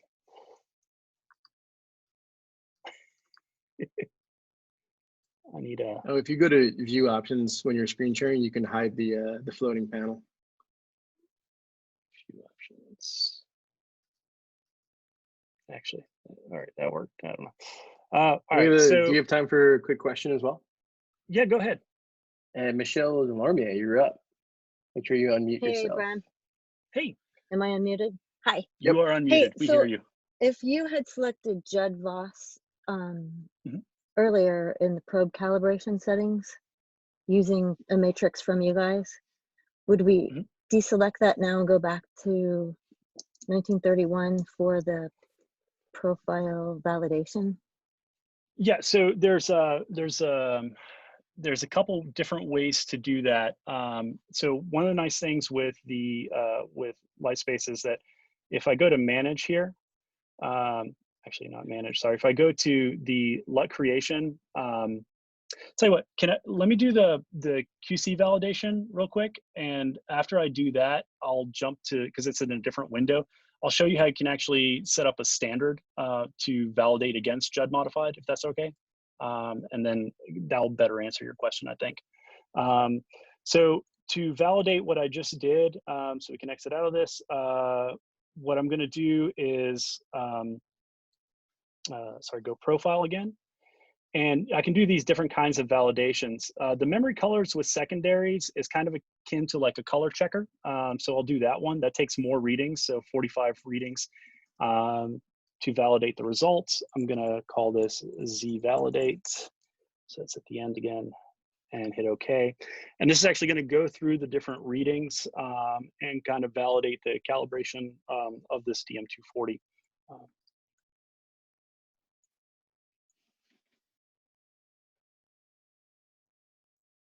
And when that's done, I'll kind of show you how there is improved graphing and reporting now in LightSpace.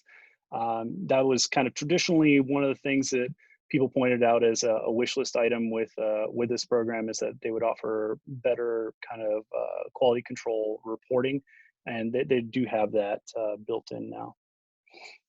Hey, So Bram, once would this you is talk about the importance of like validating before calibrating? Or the necessity of it, like sometimes if you just validate and your targets are still good, you don't need to calibrate. I mean, so yeah, that's what I would always do before I waste time calibrating anything, is see if it needs to be calibrated. So that's when you can do basically this process before you even start, and you can check how your display is calibrated. And when this report is done, I'll show you just a real quick and easy way, after you do this kind of memory colors and secondaries check, a way that you can quickly see if your display could benefit from calibration or not. So obviously the color gamut response looks excellent. Memory colors are gonna look spot on in the graph I'll show you in a second. But the one I jump to as a real quick and easy kind of determination of where my display lies is this delta E distribution. So what this shows you is it shows you delta E ITP, delta E 2000, and DE 1976. All in one graph, and a left-weighted graph is good. So basically what this shows you is the percentage of values that are DE between 0 and 1, between 1 and 2.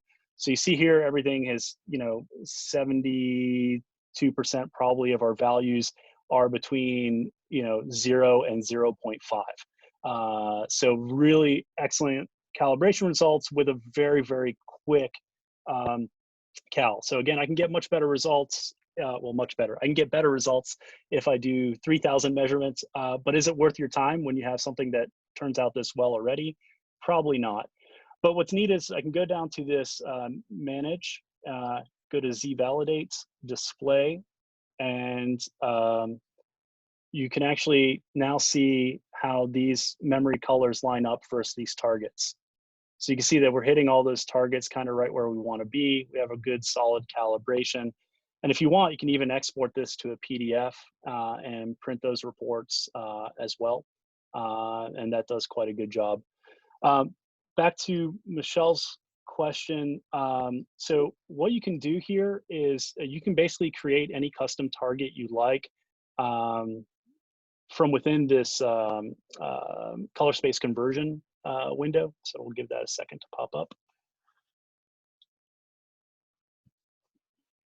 And Bram, I'm not sure if my question was clear, but it's more about the probe offset. The probe, yeah. Okay, cool. Let me get to that. So if we wanted to do that alternate target, what you would do though is just go Rec 709. Now you could type in like 06, oops, 0, and again 06.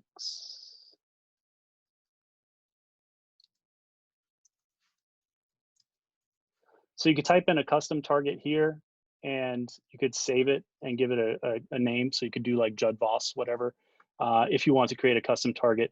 But what you were asking about was on the options for the probes here. Is that so? Exactly. Okay, so where were you?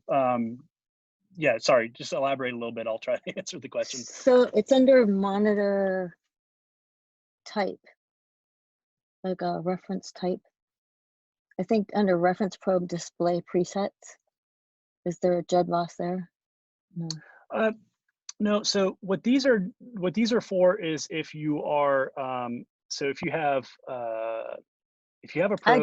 I think I have an older version of LightSpace than this is showing. Okay. So Gotcha. I import my matrix into that matrix box, but then under a setting close to where it says calibration settings for you is a place to select OLED and whether to choose Judd-Voss or not. I haven't seen that in any recent versions of LightSpace. But let me explain quickly what these do, and then hopefully we can figure out where is it. And you are using LightSpace, not Calman, is that correct? Correct. Yeah. Okay. So the active probe and reference probe, for those interested in that has to do with if you have a probe where you cannot load in the matrix onto the probe body directly, you can actually do it within software. So any matrix that I save here from a spectroradiometer determined matrix for my colorimeter, if I was using something like an I1, I could actually load this as a file or manually enter in this information. So what my active probe reads for red, green, blue, white versus what my reference probe measured for red, green, blue, white. So that's a software-based way of doing matrices. I greatly prefer if you have a probe that can store it directly, doing it as a matrix here is what you want.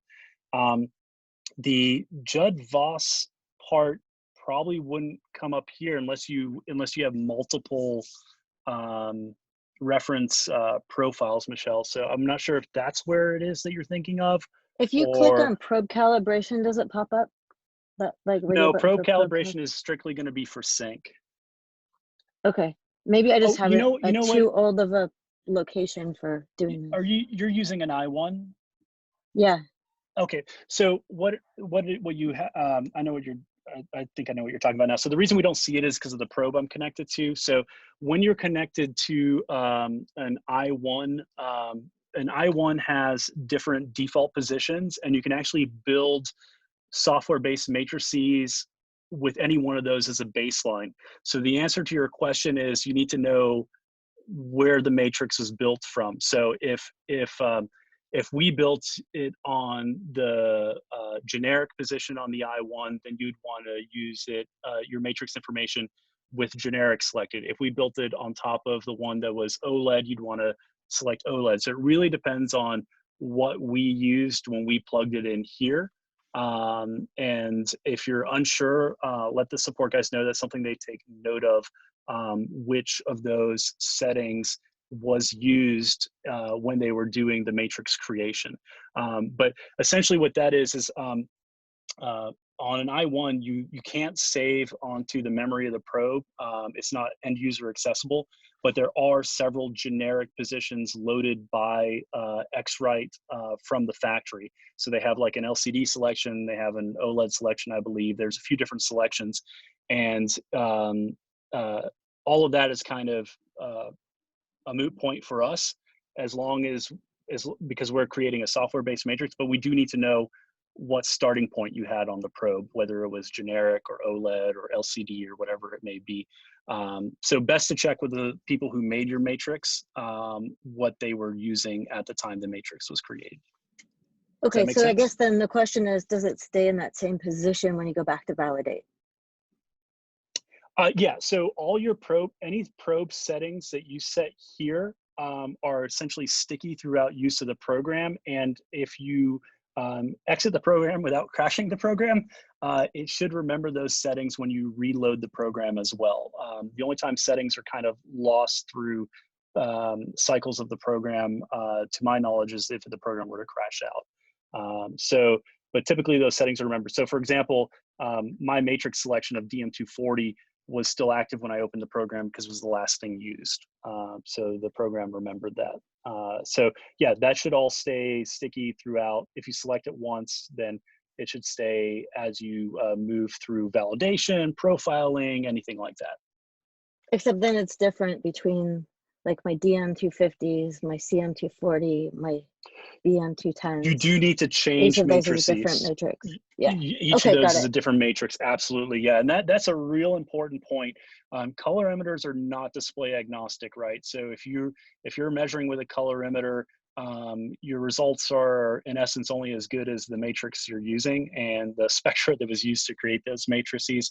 And do remember that monitors drift, but probes also drift. So if it's been 5 years since you've had your colorimeter calibrated, definitely send it in for new matrices.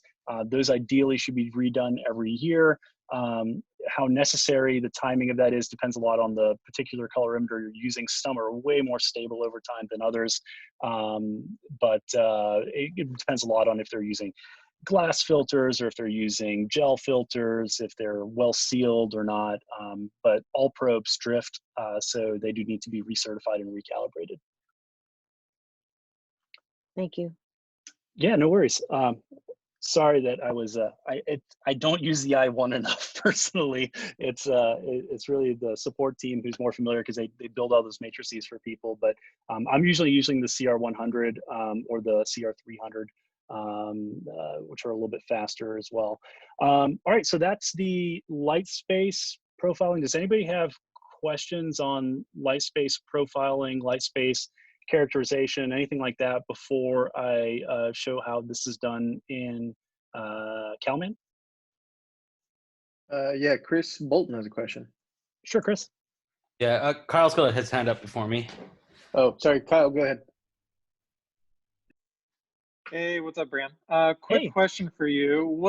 Is there any variances between like DM250 panels or all the different panels when it comes to spectro matrices? Like, for instance, is it a better workflow to use your matrix that you probe than it would be for me with, like, say, a CR250 to pull my own matrix? And then should I matrix every DM250 I come across, or is it better just to keep one and use that as our baseline? Depends. How picky are you? So no, so generally speaking, the spectral distribution of something like a DM250 doesn't change too drastically. That being said, as panels age, especially on panels that have independent red, green, and blue light emitting channels, which is the case with OLED, it is possible to have slight variations in SPD.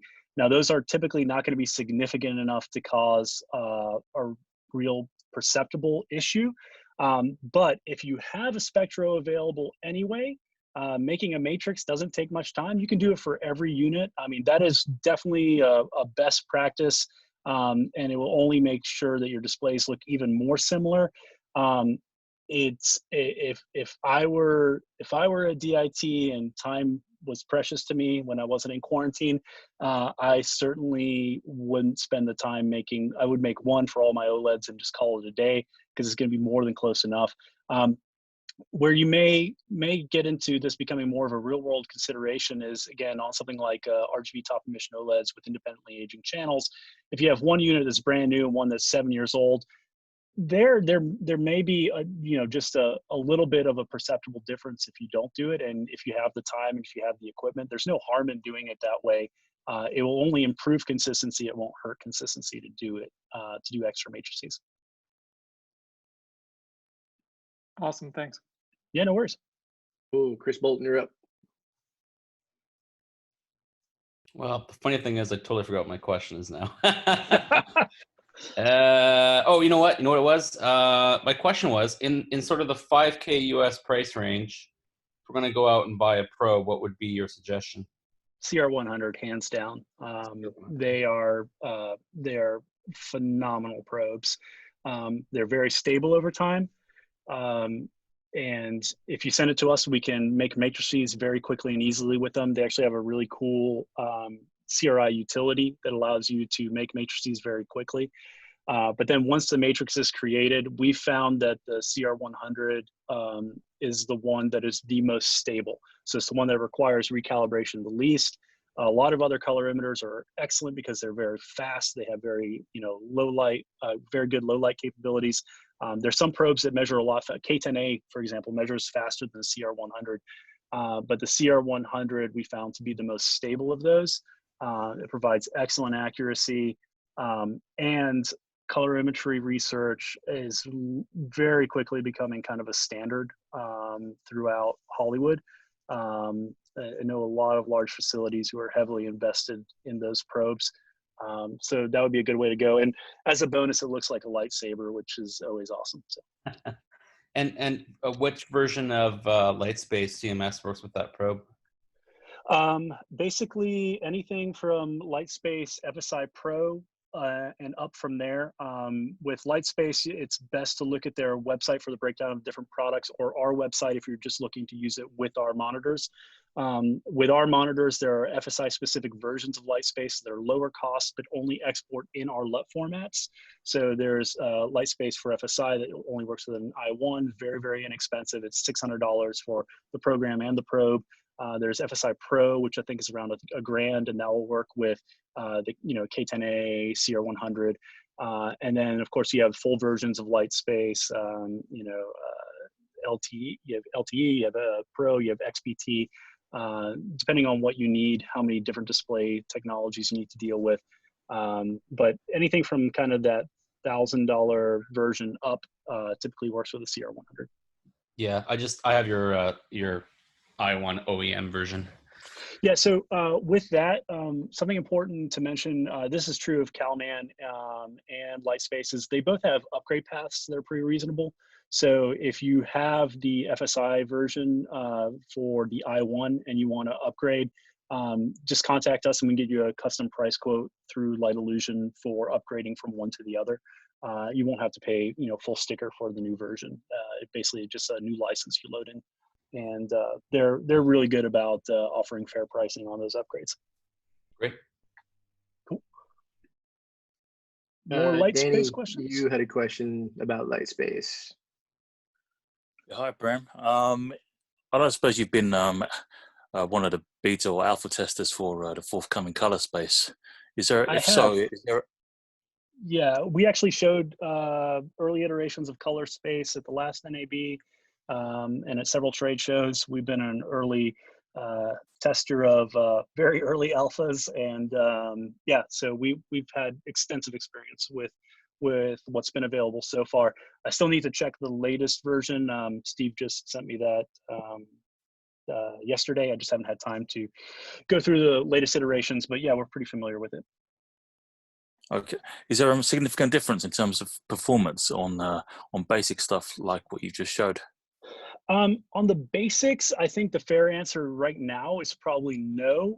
The engine gives very similar kind of performance results. I think one of the big things you see now is going to be the different visualizations and the different layouts of the program. It definitely looks like a much more modern program now. And I do know that in the future, there will be some significant additional updates to kind of the engine driving LUT generation. But the value, I think, is going to come in where people are able to do more of these kind of volumetric analyses of display performance. Because right now, we're all kind of relegated to the same thing, right? We look at things like color checkers, where we check a handful of memory colors, and we check gamma response, and we check color gamut, and we call it a day. The 3D visualization of ColorSpace kind of allows you to look at error by region in the display, and it kind of identifies the strengths and weaknesses of different display technologies. So we think it's a pretty cool tool from that visualization aspect. But you know, there's a lot more coming with that. So I think it's going to be, in terms of actual calibration accuracy or performance, it's going to be a little bit before we see significant differences between those. Okay, thanks. Just to clarify, is ColorSpace something that's like a module inside of LightSpace? No, so so basically LightSpace has been around for quite a long time. It's been taken about as far as it can on the current framework. ColorSpace builds on a completely new framework, and you know, has, at least in theory, the long-term ability to hopefully go cross-platform finally, which I would love for a calibration program to actually run natively on a Mac. So it's not going to do that right away, but the new code base is, you know, more flexible, more modern, and allows for some of these new visualizations. If anybody, you know, wants kind of a private demo of ColorSpace, I'd be happy to do like a Zoom session with you and show you some of the different visualizations. But the 3D visualizations of color gamut, or color volume, I should say, coverage are really kind of compelling. You have little like error vectors that show you the degree of error. It's pretty slick. It's definitely something worth checking out. Awesome. Any other questions, or can we move on to Calman? I think we can move on. All right. So I will close out of LightSpace and we will launch Calman by now Portrait Displays. They're in Seattle, aren't they? Yeah, believe so. Yeah, in Washington area. Yeah. Yeah.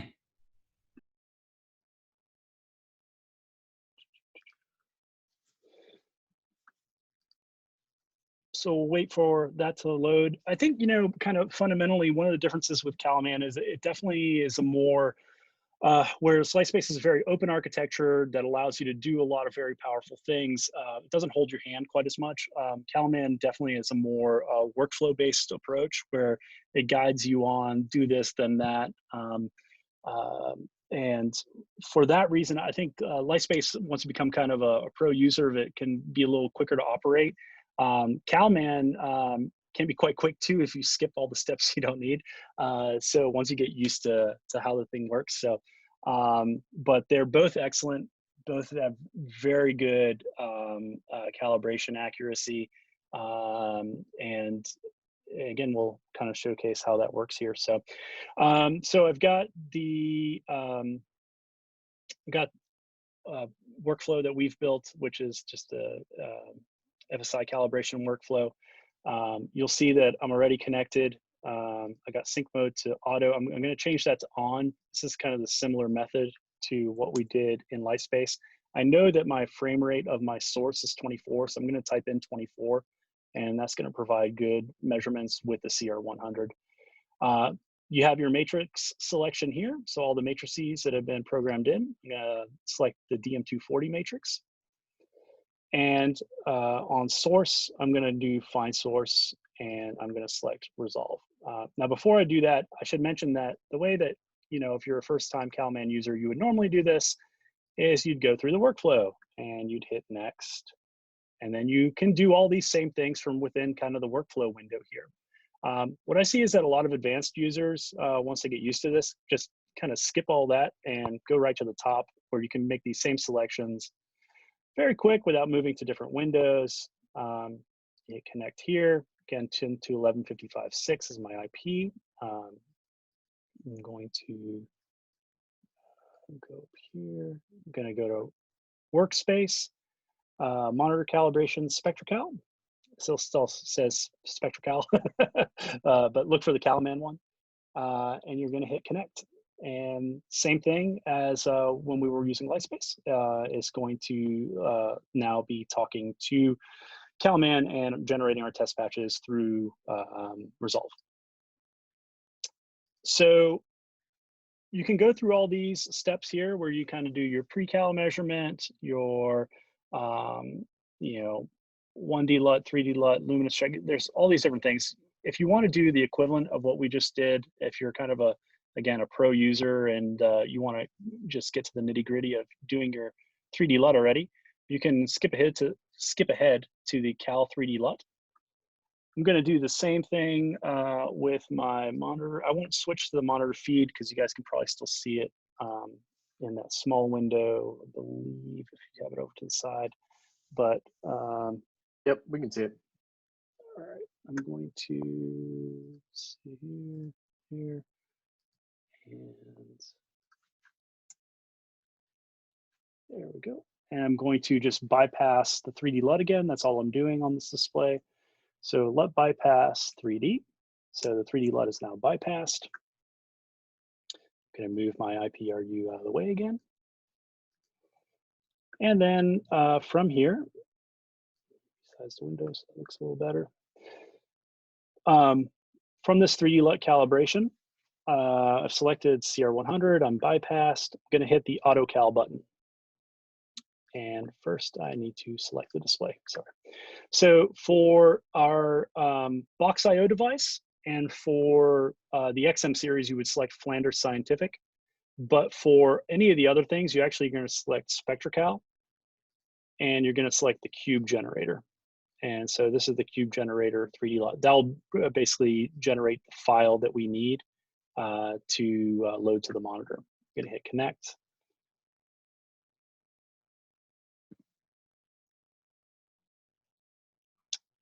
And then from the formats, I'm going to select Flanders Scientific, CFE2, because that's what this monitor requires. So CFE2, that's correct. And then I can choose where it's going to save this. And I'm going to save this again to my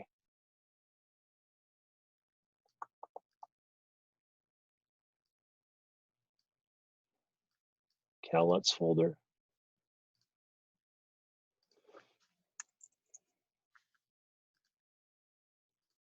Now that's set up, I can go to AutoCal.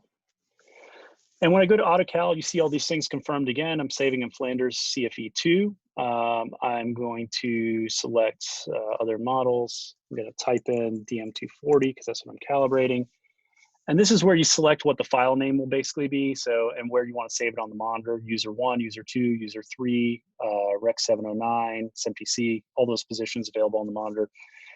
If you don't want to overwrite the factory calibrations, both with LightSpace and Calman, we recommend saving to the user positions first. And then if you find that you're happy with that result, you want to override the factory result, you can save it to Rec 709. I'm going to save this one to user 3. And I'm connected to Resolve in video range. So I'm going to select video range down here. And then for the cube calibration settings, calibration type, sorry, this is where you get to the different types of calibrations that can be done, right? So Lightning LUT is what we're going to use, but if I wanted to use a longer profile, I could go to something time-based. So I tell Calman I have, you know, an hour to spend, so I'm going to move my slider to 60 minutes, and it'll basically take as many readings as it can within 60 minutes and give you the best possible result based on that. You can also do a point-based. So if you say, I know that I get good results on this display if I use 3,000 measurements, you can basically enter in any number up to, I think, 10,000 readings, and it'll give you a time estimate as well for how long that will take. So if I want to do the large profiles, that's how I would do that. But we're going to do Lightning LUT to showcase how that works well on a monitor with very linear behavior. And once I have those things set, profile path. So Calman traditionally had, let me actually go back to that. That's important. So this is where you set your targets. So I'm going to be calibrating for Rec 709 with Gamma 2.4, and I'm in video range right now.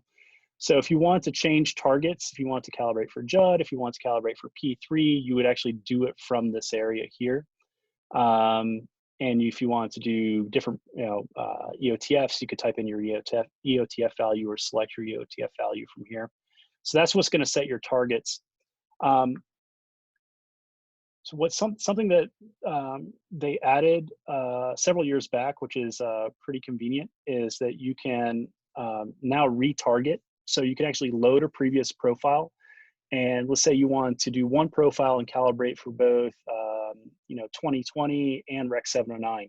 You actually don't have to profile twice. You could do that from the same profile data. So that's useful if you plan on doing that. You can select a profile path where you can easily find that data. But we're just doing a lightning LUT for Rec 709, so we'll keep everything nice and simple. I'm gonna hit OK. And now it's gonna start taking my readings. And you'll see that it will give us kind of a countdown timer here, telling us how many readings are remaining. And once that's done, it will automatically generate the LUT into the folder that we selected. And then we can drag and drop that onto the monitor, update the LUT, and do the validation. So once that's done, we'll show the validation. I know I rushed through some of that, but this will take a little bit of time as we're doing about 90 some odd more readings. So if anybody has any questions in the meantime, now would be a great time to ask them. Luke Taylor has a question. Go ahead. Yeah, sorry. I was just trying to figure out how many patches do you run on those bigger LG-based panels you guys sell? So for the SDR cals, we actually run a 17 by 17 by 17 profile. So that's going to be 4,913 patches, I think, if my math is right. So that's in addition to also doing an initial grayscale profile. So we do a baseline back 1D 2.4 gamma LUT on those 1D LUT, and then we do a 3D LUT, and the 3D LUT is based off of about 5,000 readings. Yeah. Okay. Thank you. Yeah, you're not going to get away with lightning LUT on those, unfortunately, if you want very good volumetric behavior. And that has to do with the actual like that additional, not pixel, but like the Z-axis or whatever, the yeah, it's because you have that white, red, green, blue. So it's what I call a non-additive display, and that's kind of shorthand for non-additive for white. So most displays, if you're displaying white, that's just a combination of the red, green, and blue channels. On that one, though, white is going to be a combination of that white subpixel and then two others. It tries to mimic an RGB additive behavior at the panel level, but it's obviously quite complex and not perfect. So you need lots of data going in to give you a better volumetric result to basically account for all those kind of non-linearities in the behavior of the display.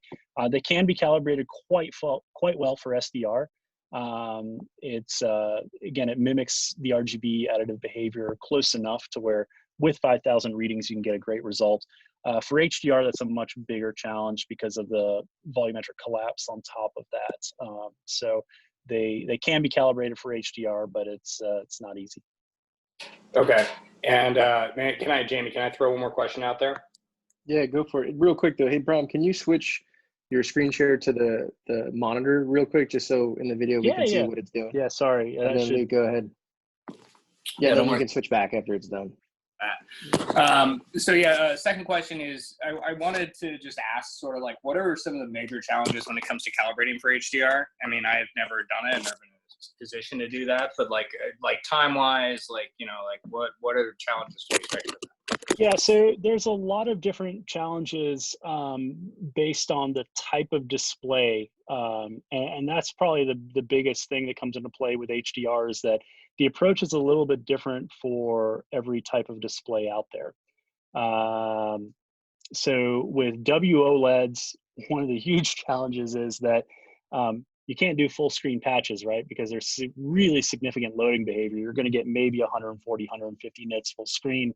If you go to like a 1% window, you can probably, depending on whether you have a consumer set or professional set, on the professional sets, you can get close to 1,000 nits. So because of that, because you have to use those small windows and because they're HDR level and because it's OLED, burn-in's a really big concern.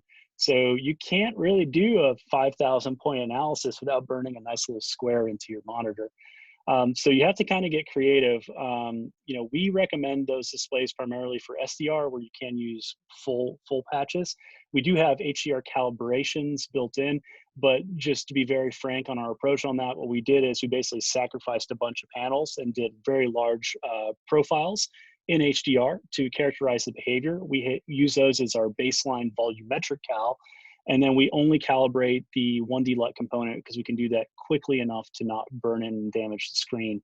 And then we update that 1D over time as the unit ages. And that does a reasonably good job. I mean, you're going to get the volumetric collapse anyway, so you're never going to get the type of HDR accuracy that you'd get over like something like an XM311K or XM310K. So we find that that does a good enough job for kind of the client monitoring applications we typically see people use those displays for. So that's kind of the approach on those. With all of the HDR displays, you also have to think a little bit about whether you're using a 1D plus 3D or just a 3D LUT-based approach. With the 3D LUT-based calibrations, currently we only use LightSpace. This is something SpectraCal, or not SpectraCal, Portrait is working on, and they will have 3D LUT-based PQ output working well, I think later this summer. But right now, LightSpace is what we advise for that and what we use on something like our 311K to do those calibrations.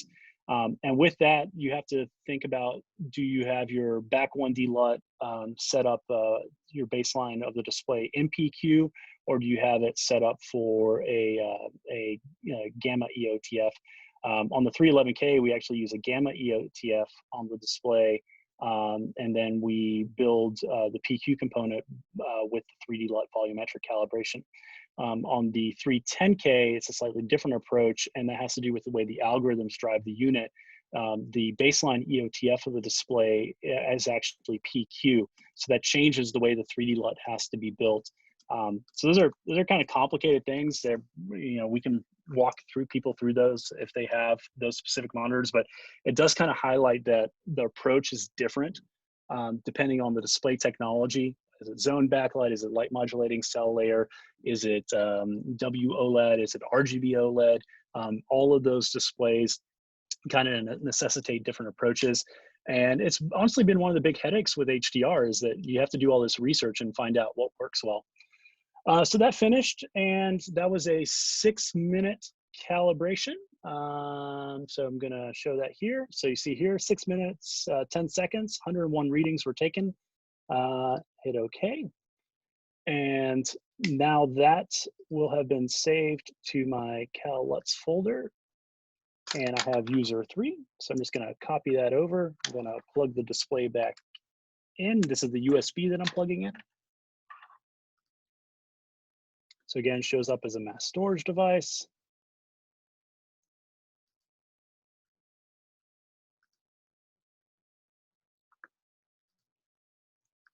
And I've copied that file. I'm going to go to this, drag that file there, unplug from the monitor, and now I'm going to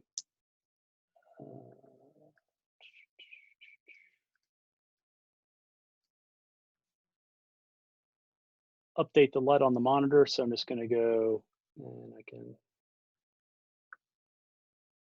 go to update LUT. Update LUT, yes.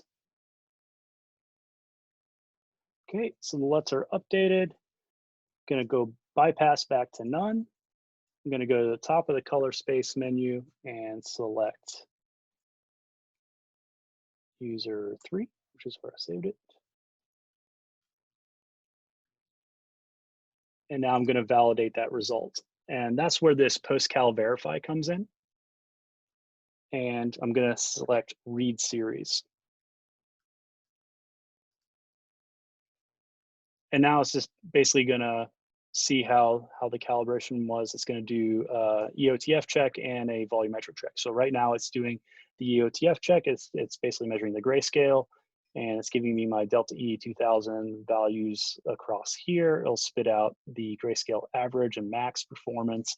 And then for the color performance, when we start measuring the color checker, which is kind of like that memory colors and secondaries in the other program, you'll see that that will be highlighted here as a summary as well. So you see here, max error on grayscale was 0.9, average is 0.5.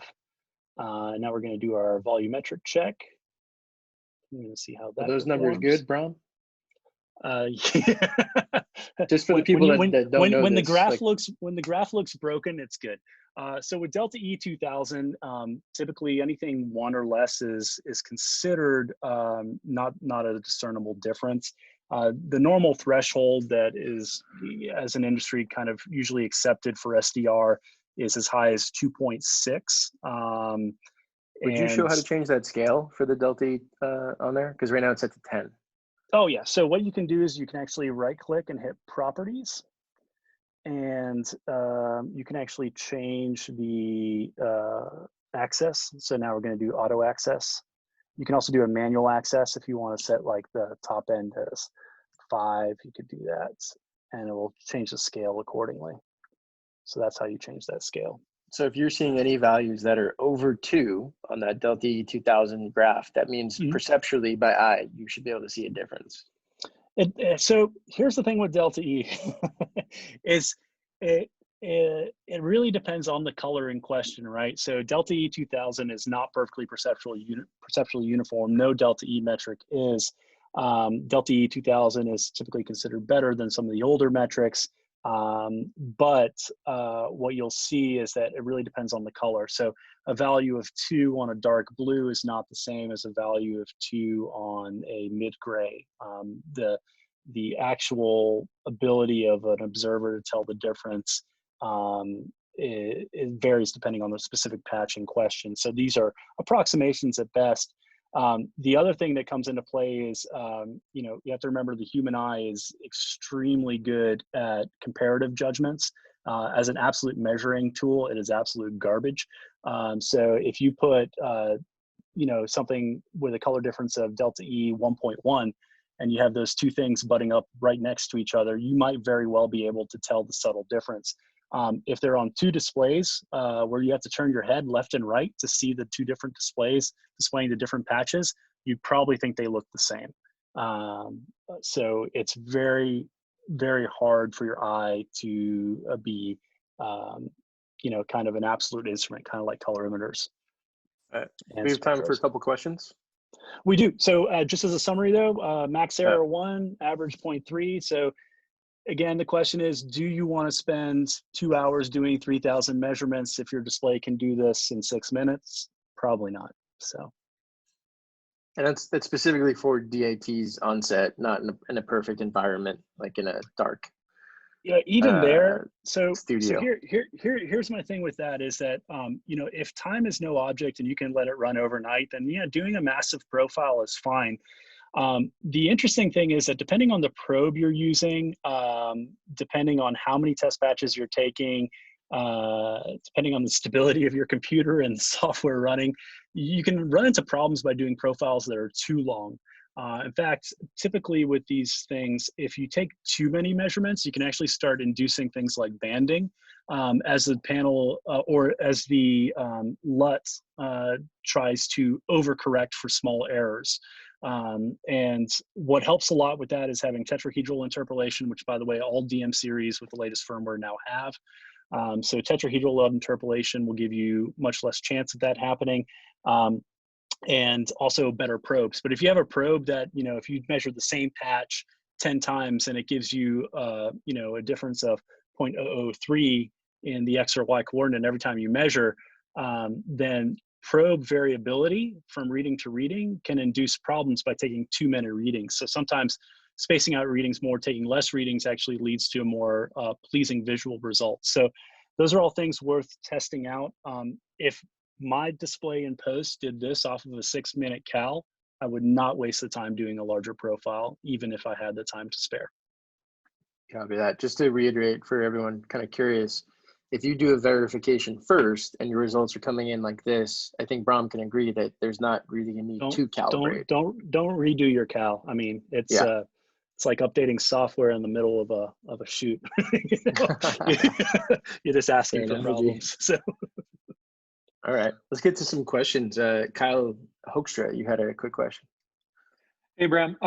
In Calman, there's a feature that allows you to emulate your calibration before loading it up into the monitor. I found that the most time-consuming part for me, at least, is always having to load the LUT in, put all the settings back, and then rerun the verification. Using the Calman simulation, is that at all trustworthy, or is that just a waste of time and to always load it up before you do your verification? No, it's a good general guide. It will most often not agree completely with the monitor, with the LUT loaded on the monitor, and that has to do with different internal LUT sizes, different interpolation. So you will almost never get the same exact readings, but if they're generally good in a virtual LUT, then they will most often be good applied as well. So it is it's a great little sanity check if you want to do the virtual LUT. I can see if, so with Cube Generator. So I should mention that that is entirely possible to do both in Calman and in LightSpace. So in LightSpace it's called active LUT, and in Calman it's called virtual LUT. And you can check your LUT result that way. So yeah, you can do that, and it's a valid approach. Just don't expect it to be the same. In fact, most times you'll find, specifically in the Calman iteration here, that the applied LUT will perform slightly better. So you should be good if your virtual is good enough, your applied should be even better. Awesome. And then one quick question: when you're using DaVinci as your pattern generator, do you need to, or does the LUT interpolation setting inside Resolve affect the pattern generation? No, it has no bearing. The one thing that will have a bearing due to rounding errors, if you want to really get down to the nitty gritty of it, is that it is ideal to run a 3G level A signal to the monitor and feed it 444 RGB. Since your RGB triplets are, your test patches are all defined as RGB triplets. So if you have an RGB signal, that's ideal. If you feed it a 422 YCBCR signal, you induce some rounding errors between that. It's not going to change your result massively. You know, you can get away with doing 422 all day. But if you're, you know, as I say, the saying lately has been chasing the delta E dragon. You know, if you want to make sure that everything's less than 1, then 444 RGB will give you a slight benefit versus doing YCBCR. Thanks. Awesome. Sim Cohen. Scene. Let's make sure you unmute yourself, Scene. Can you hear me now? Yeah. Okay, cool. So yeah, my question, hey Bram. Hey. Just going back to the Judd modified question from earlier. You kind of went through it fast in Calman, but you mentioned where you would put that in, and it looked like you didn't do a Judd modified for that. I didn't, yeah. So I was using an LCD, so it wouldn't have made sense to do it on this one. But yeah. For an OLED, but isn't there also on the, at least on the CM and DM series, a separate menu for that within the monitor that you can do? Yeah. So that is a great question. So you can do it 2 ways, right? And we specify this in the manual, I believe, as well. So you can target Judd modified directly in your LUT. And if Judd modified had been an available target, or if custom targets were available in LightSpace and Calman back when we first started doing all of this, this would be almost 8 years ago now, then we probably would never have added that menu selection. The reason we added the menu selection was because most probes and most calibration software at the time didn't have those targets pre-programmed in. It was too early.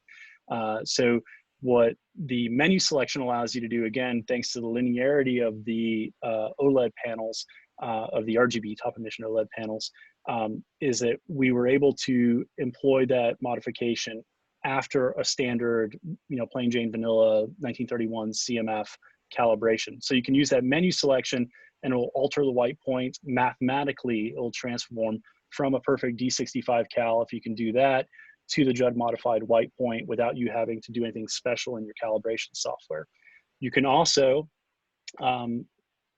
actually targeted directly in the calibration software, and arguably that might be more accurate these days to be able to target that very specifically by doing actual readings and building your LUT for those specific targets. The one thing you have to be careful of, as we've all come to say, is don't double Judd. If you double Judd, you can get yourself in trouble. So you just have to know which one to do. But if you were doing a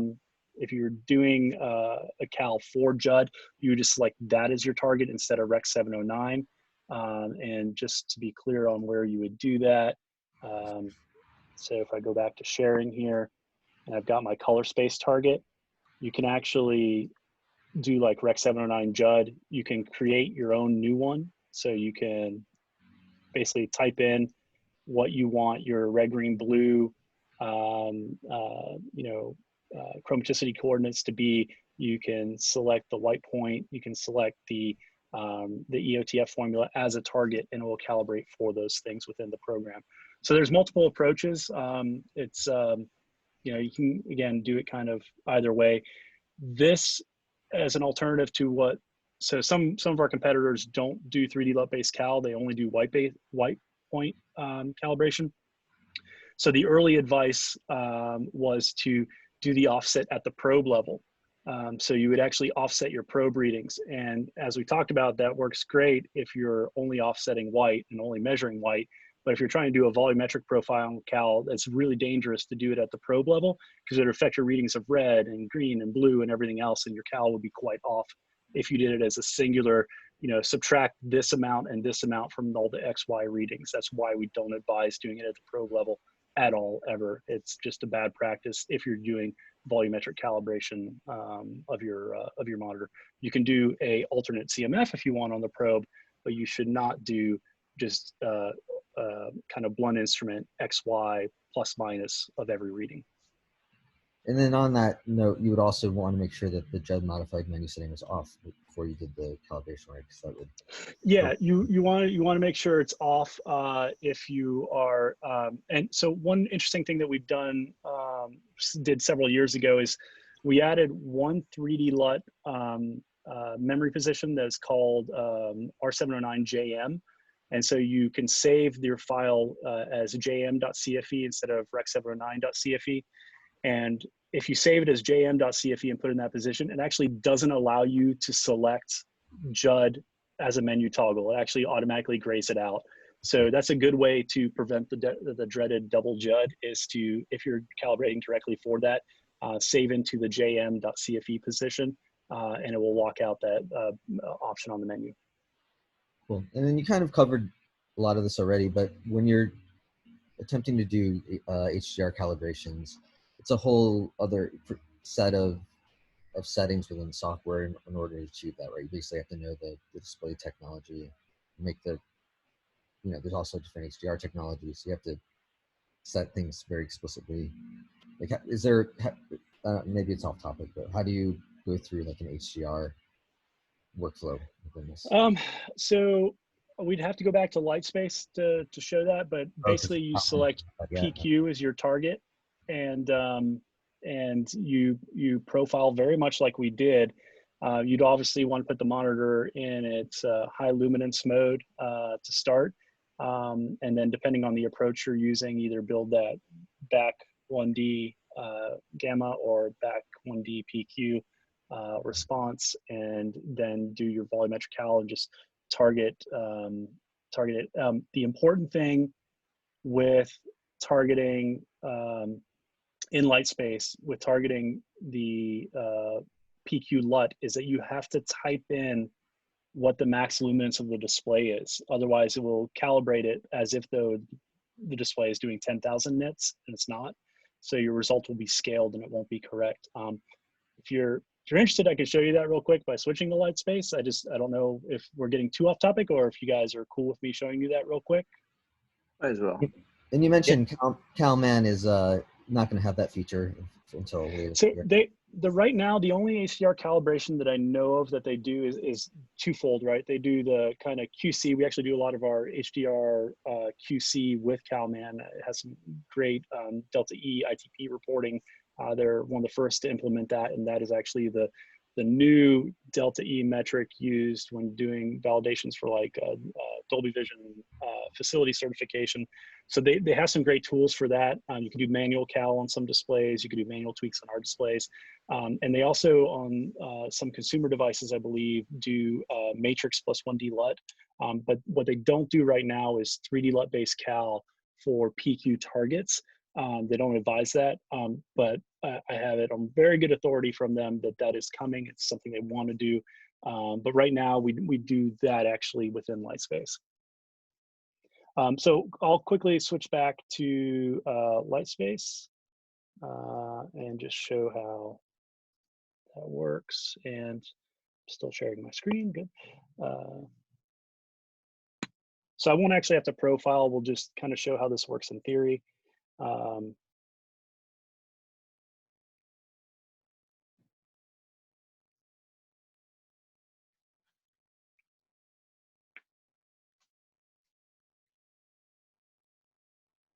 So again, because professional displays are supposed to hard clip at their peak luminance, there's no tone mapping, there's no roll off. They're supposed to just follow PQ exactly and then hard clip at the max level. When you are actually building your 3D lookup table for that, you have to actually select that as part of your LUT building process. Let's see if I can find that real quick.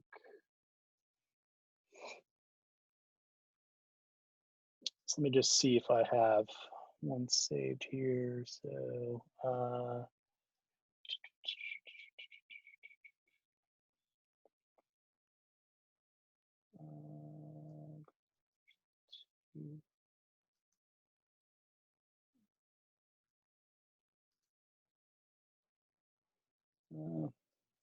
give me just a second to find a sample.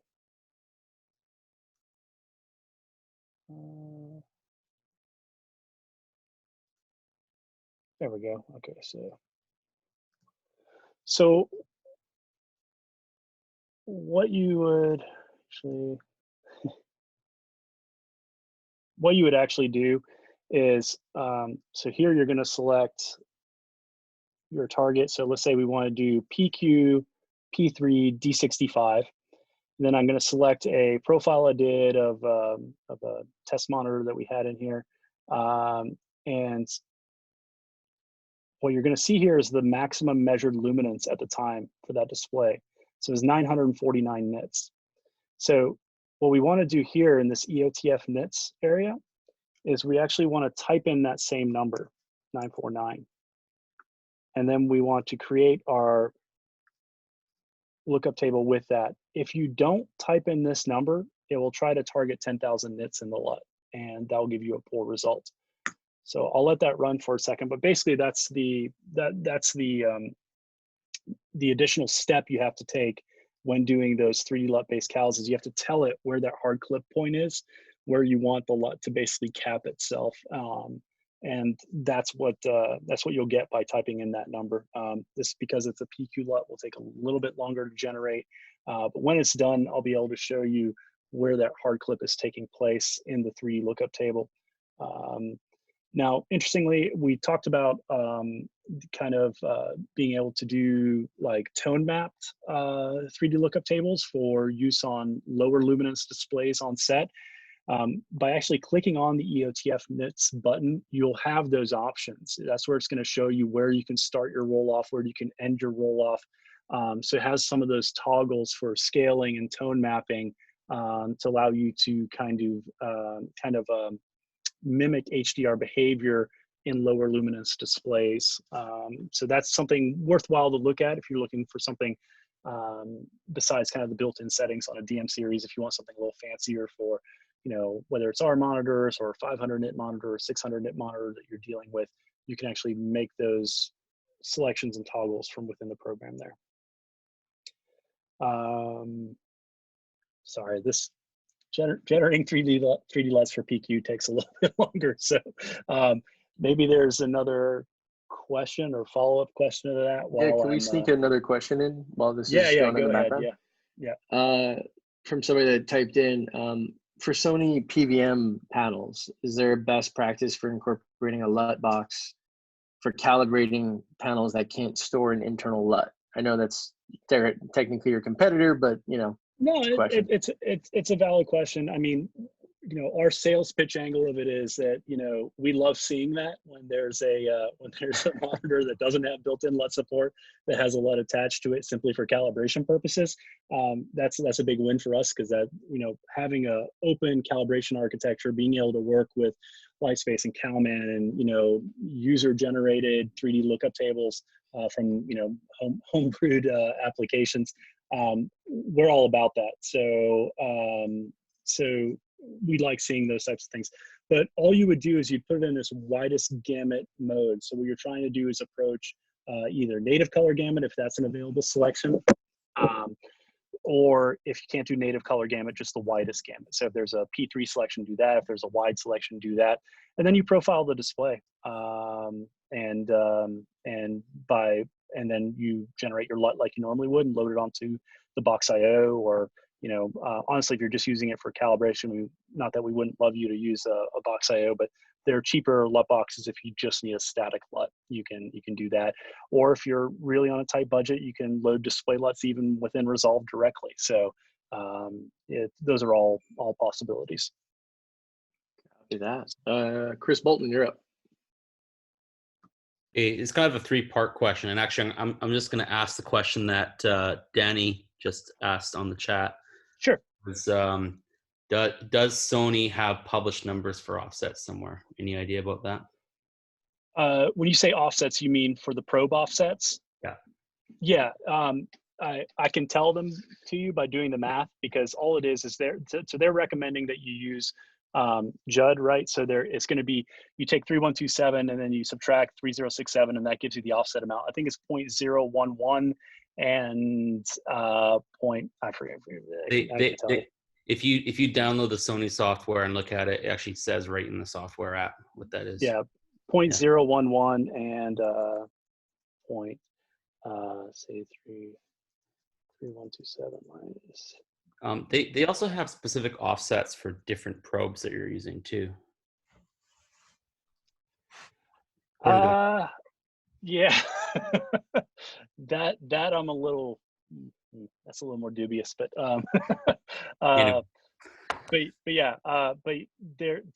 if you're using a Spectro, there would be kind of a set way to go.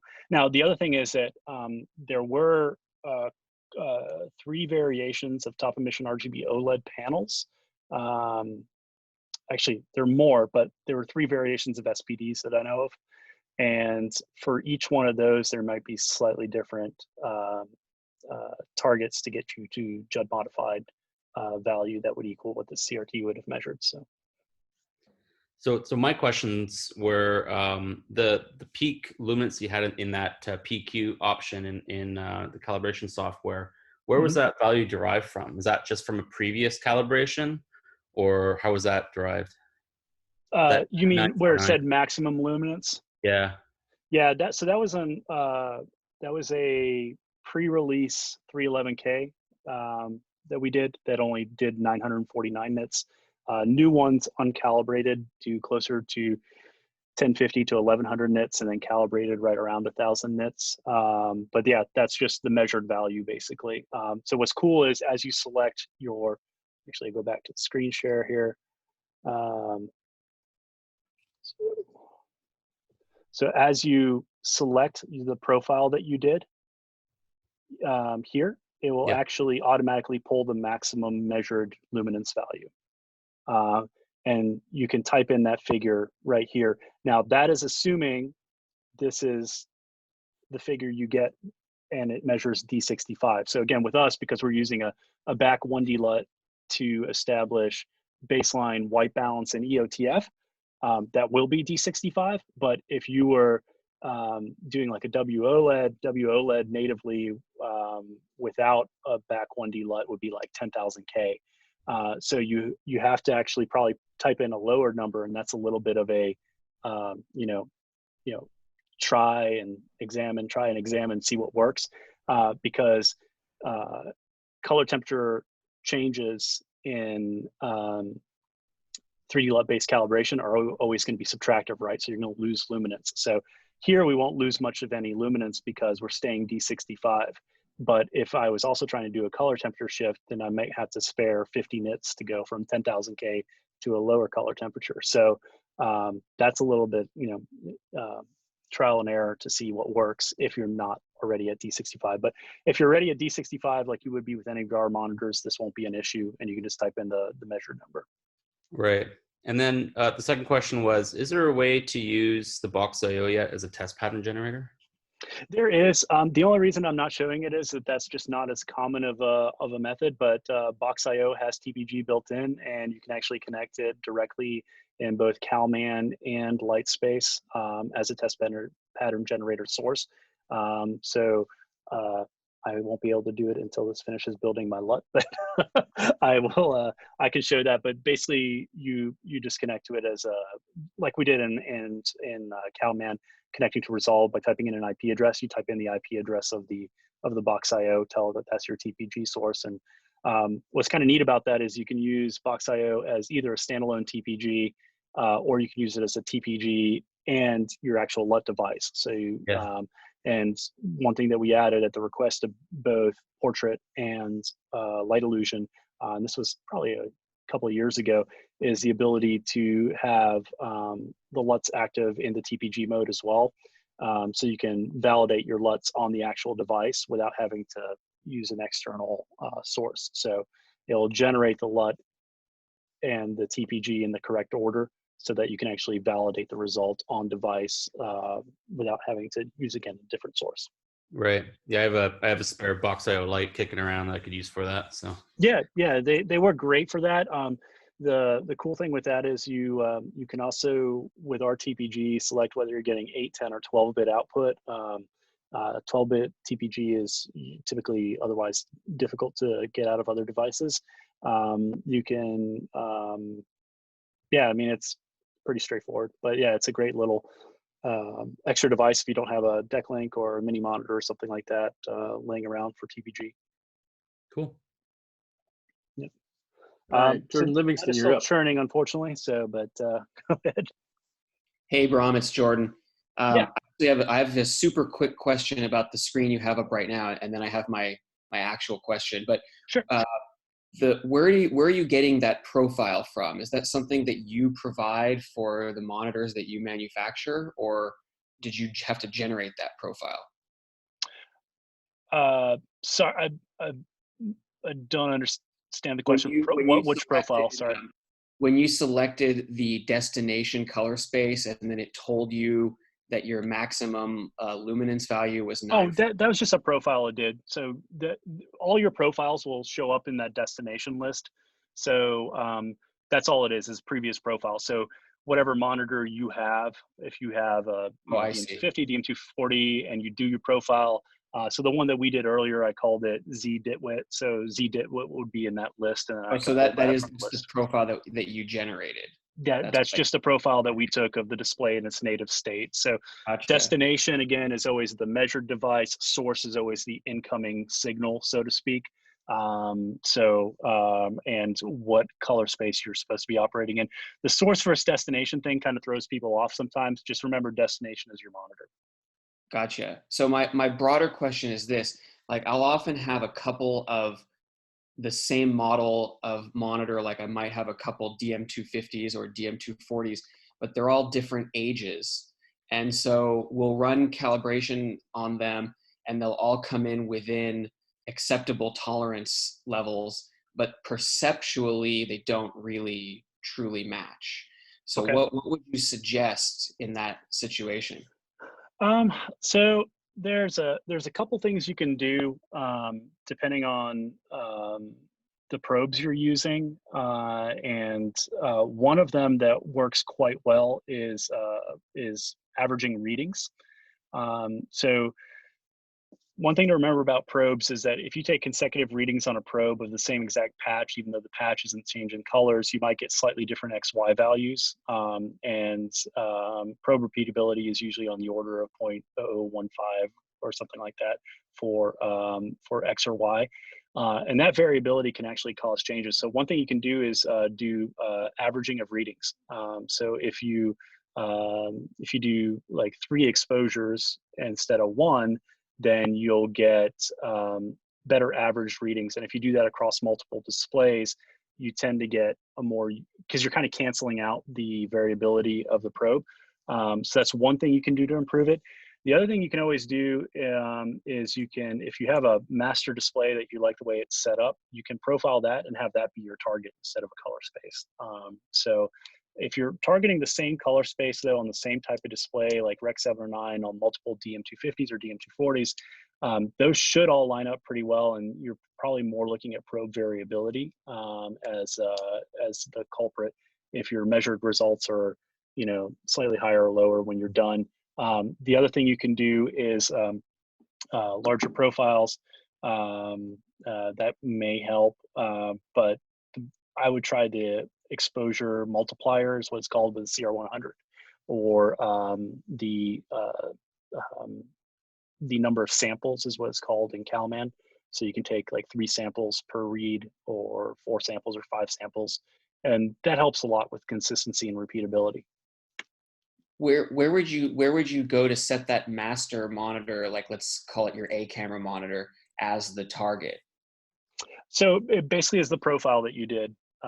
So that profile would show up instead of as your destination. You would have that as your. So once it's calibrated, you profile it again and you set that as your source, and then that source becomes your target color space. Cool, thank you. Yeah, no problem.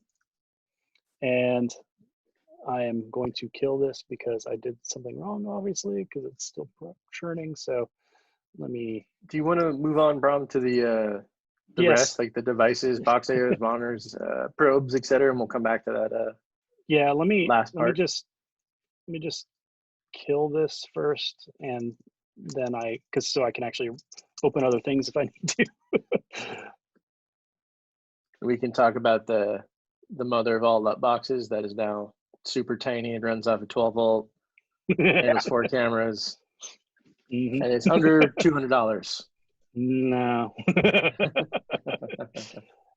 Take my money.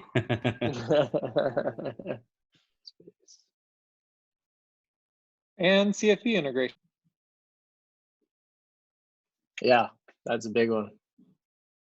The other CFE. The other CFE. Yeah, I mean, so just generally speaking, this is not specifics on any products or partners, but one thing we're looking to do on upcoming LUT-based hardware is the ability to basically run third-party code on it. So we're, at least at a conceptual level, extremely open to partnerships. There's my statement. We like that statement. Yeah, like that statement a lot. It matches up with what the color front guys were talking about yesterday. Let's see if I can.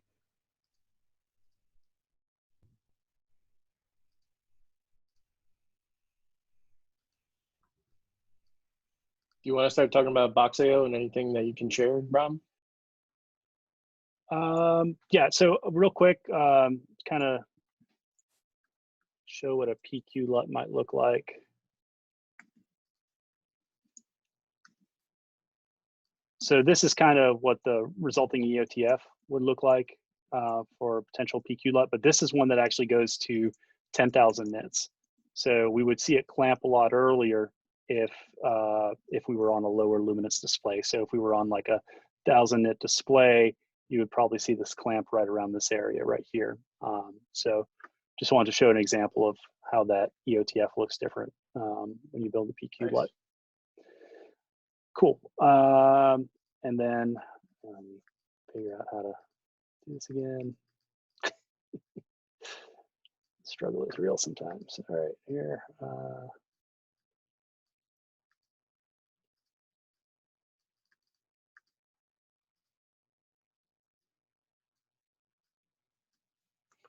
This is view.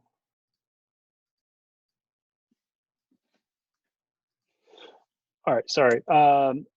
So the one last question I want to try to show real quick before we get into those other things. Sorry. It's just a clear answer on that if you were to profile one monitor as kind of a master monitor.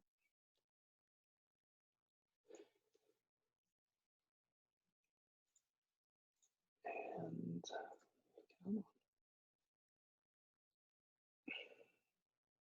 yeah, okay, so destination is the display profile we did, right? And if I was going to use another monitor's result, so validation result, so I could do, this is the monitor profile we did. This was another monitor that I validated. I like the calibration of that. I want this to be my target instead of just like Rec 709, for example. So this is useful if you have someone who's, if you hand your monitor to a DP and the DP's decided to fiddle with the knobs and says, no, now I like it, and this is how I want it to look. You can actually profile that display and have an objective target to calibrate everything else to make them all look the same. So that's how you would do that with the source and destination targets. That doesn't make sound sense? wise. It's a god awful idea, but sometimes, path of least resistance. All right. Really wish you didn't show us that. Now that's gonna live forever in this video. Yeah. Anyway, sorry. So there were other questions. Let me answer those. I am horrible at doing two things at once. I think we're gonna move on to the devices. Yeah, sure. Any news about monitors, new monitors, BoxIOs, etc.? You're gonna see us hold off a little bit with everything that's kind of going on. We're not gonna rush things out quite yet, but stay tuned for just a little bit later this year. There should be a few different announcements. Things that we have done, of course, are all the XM310K work, which was important not just for the algorithms that we developed there, but also something to keep in mind is that a lot of the code base and stuff we've been working on with the XM series feeds into what we're doing with future LUT devices. So a lot of that work kind of funnels into two different directions, but there is stuff coming. Yeah, I can't say too much, but there's stuff. We definitely recognize the need for 4K capable LUT boxes, for multi-channel capable LUT boxes, for LUT boxes that can support third-party apps and on device perhaps, and also for much larger lookup tables. So we're building platforms that should be very robust to support a lot of advanced processing coming up pretty shortly. Copy. Any questions, guys? Is there anything you can show us, by the way? Or no? No, not hardware-wise, no. All right. Kyle Hoekstra, you're up. Any pathway to have not just still capture that updates every couple frames, but actual full video capture, so we can get rid of those black magic capture cards? Not on BoxIO. Well, wait. Let me rephrase that.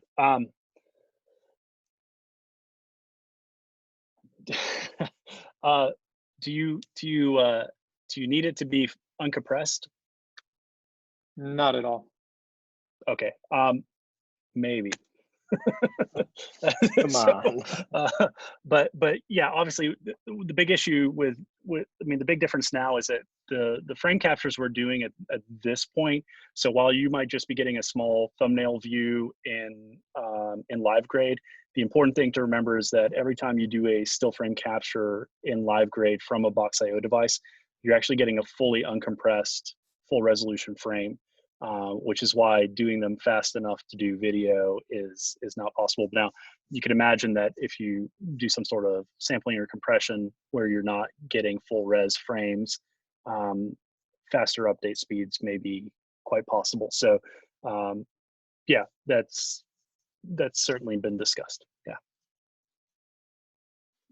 Yeah. Lee had a question. At CES, LG came out with a 48-inch OLED. Any plans on making a 48-inch XM monitor? Well, not with that panel, no. So we make the 55 and 65 to address what I think is a pretty real world need in post. We jumped into that, and they are very useful for certain applications. The 48-inch panel currently is not available to us, and the W-OLED panels, honestly, on the professional side, we're seeing the demand on those taper off. So because of the large demand for HDR, I believe. So for clients who are doing SDR, it's an extremely popular monitor. For clients who just need HDR client preview, it's a really good option too. But then the thing that we as a company have to battle against is people using consumer sets for client and not willing to pay the premium for a mastering level monitor just for client preview. So while it remains a healthy kind of product line for us for people doing SDR mastering, I think what people are looking for now is more HDR tuned or HDR geared displays. So our focus is really more on those technologies, is things that can handle HDR a little bit better from a mastering perspective. Chris Bolton, you're up. I'd just like to say, if any way to get frame grabs off of BoxIO faster than about 2 seconds would be greatly appreciated. Yeah, that's all. So one thing I can say is that over the last, as mentioned, we wrapped up that pretty massive project on XM backlight algorithms. That took up a lot of our development time. It was important for future products and important to make the XM310K better as well. But we've got more time on our hands now. I think everybody has more time on their hands now, but we have more resources that we can put towards some of these.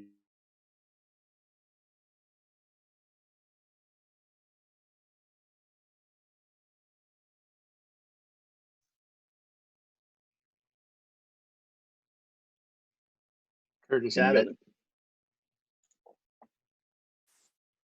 Make sure you unmute yourself, Curtis.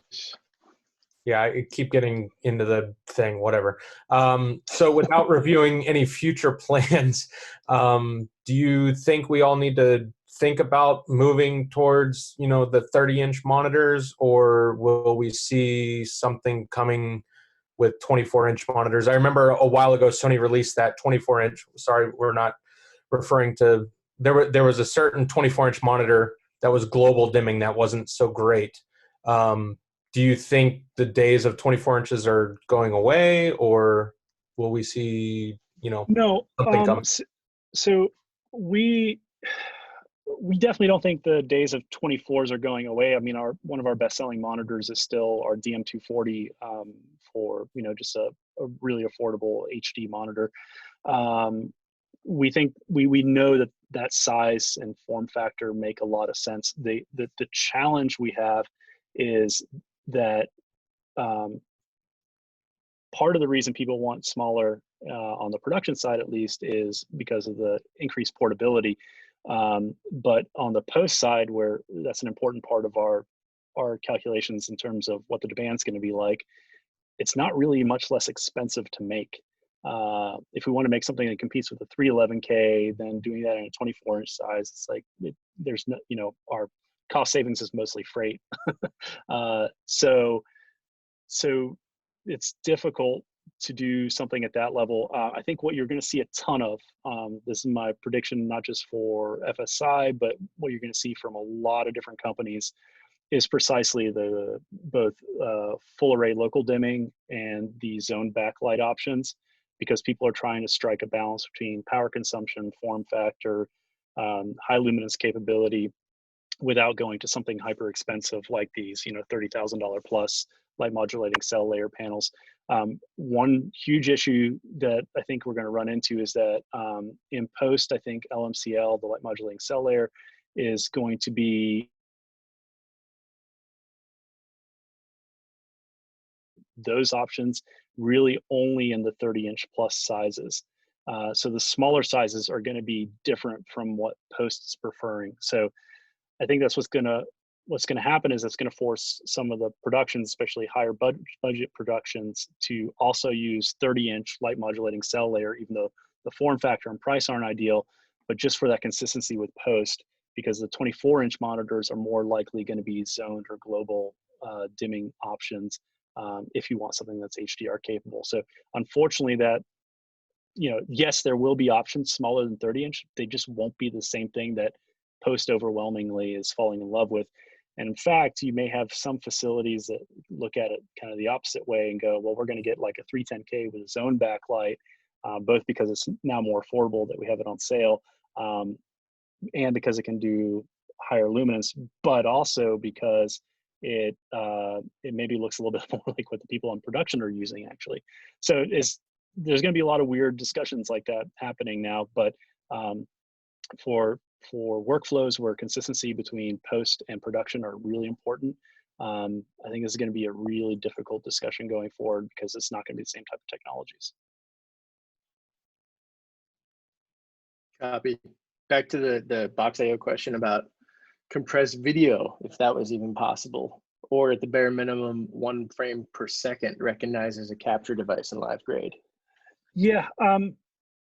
So yeah, those things probably are doable. I think what we would probably do, and there's no hard promises on this, but it would just be like a sampling every other, every 4th or every 8th pixel or something like that, and giving you a quick and dirty, smaller image that way.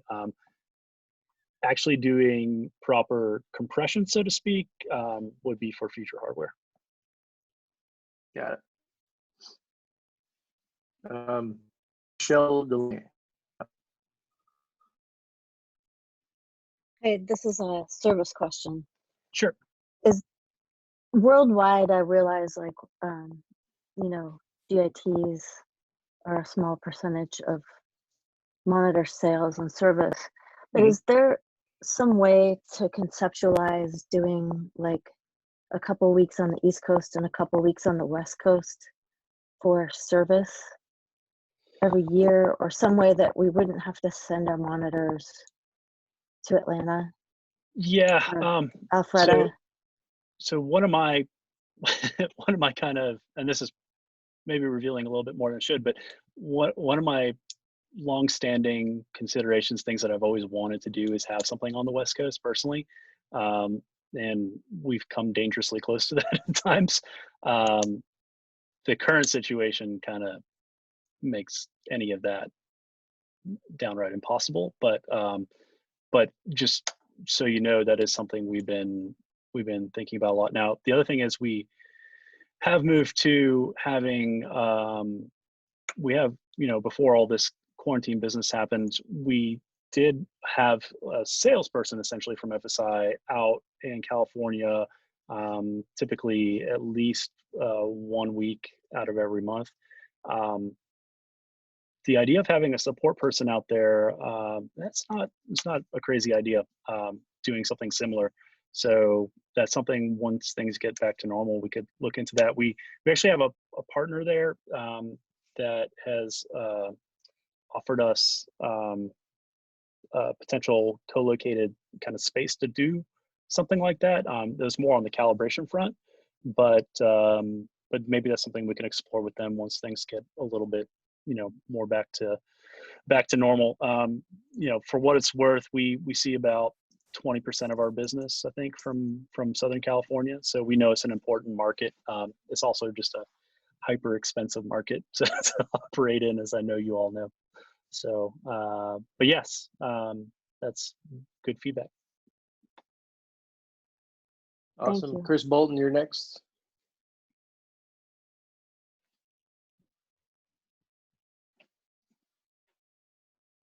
Chris. Sorry, my doorbell went off.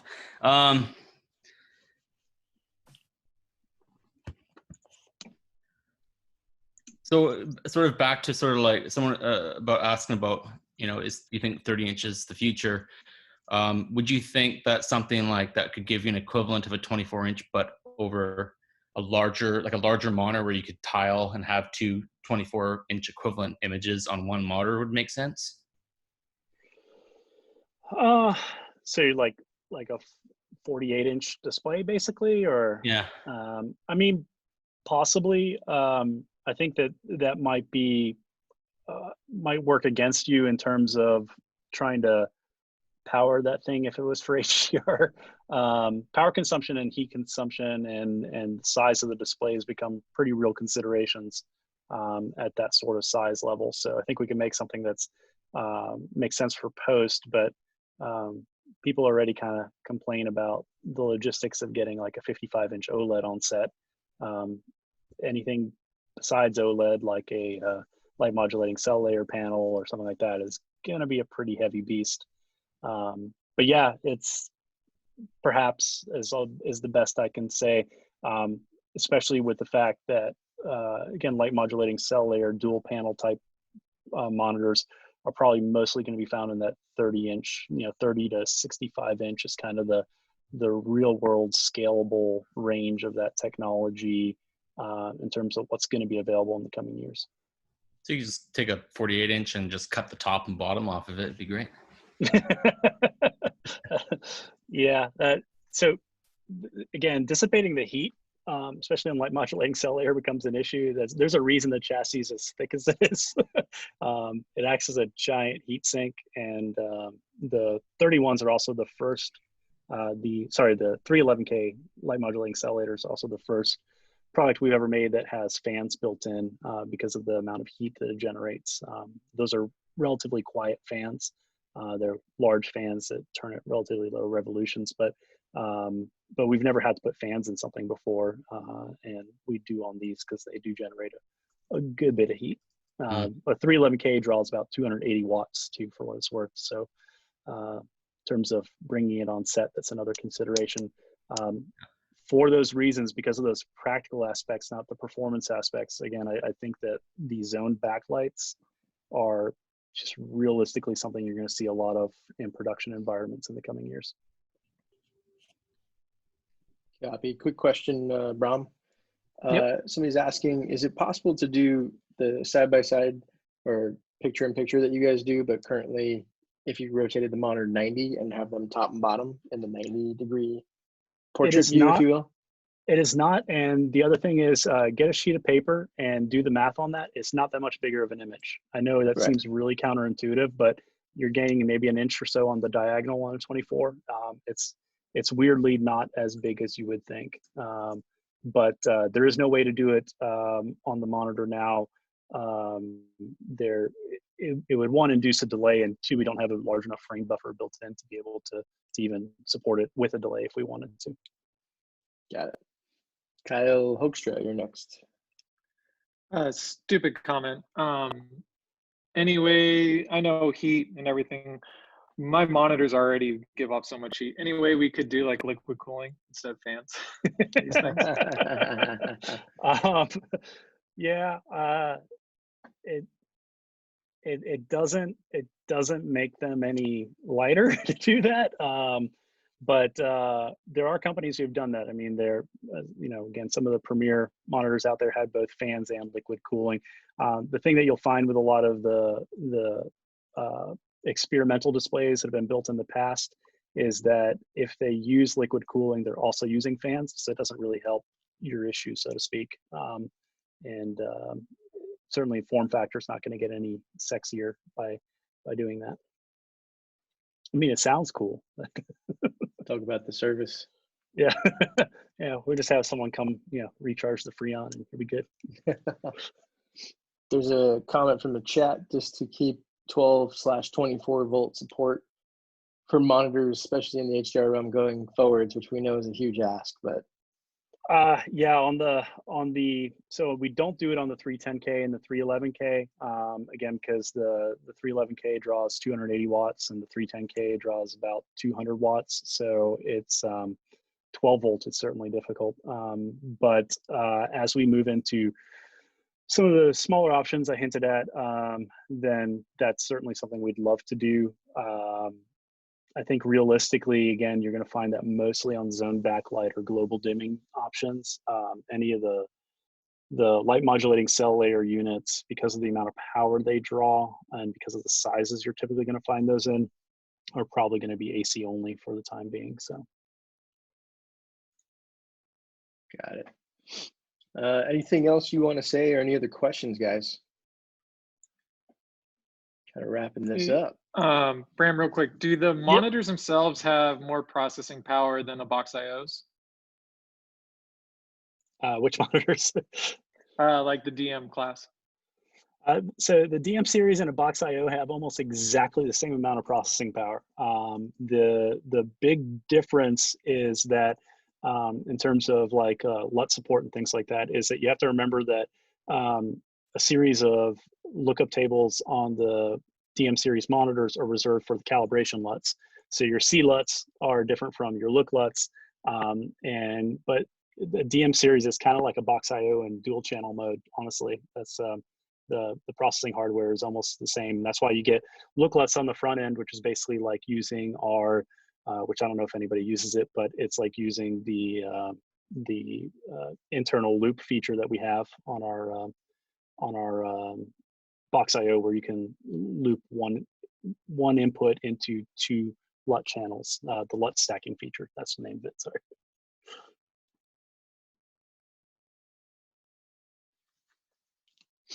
All right. If there's nothing else, we can wrap it up.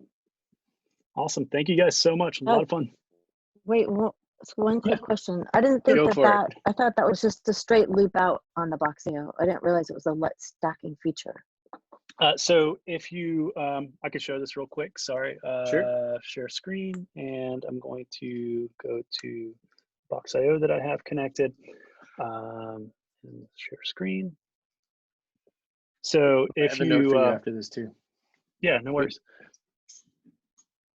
So if you look at your BoxIO here, and you look at the inputs, you can have input is SDI1, input is SDI2, or channel 2 output.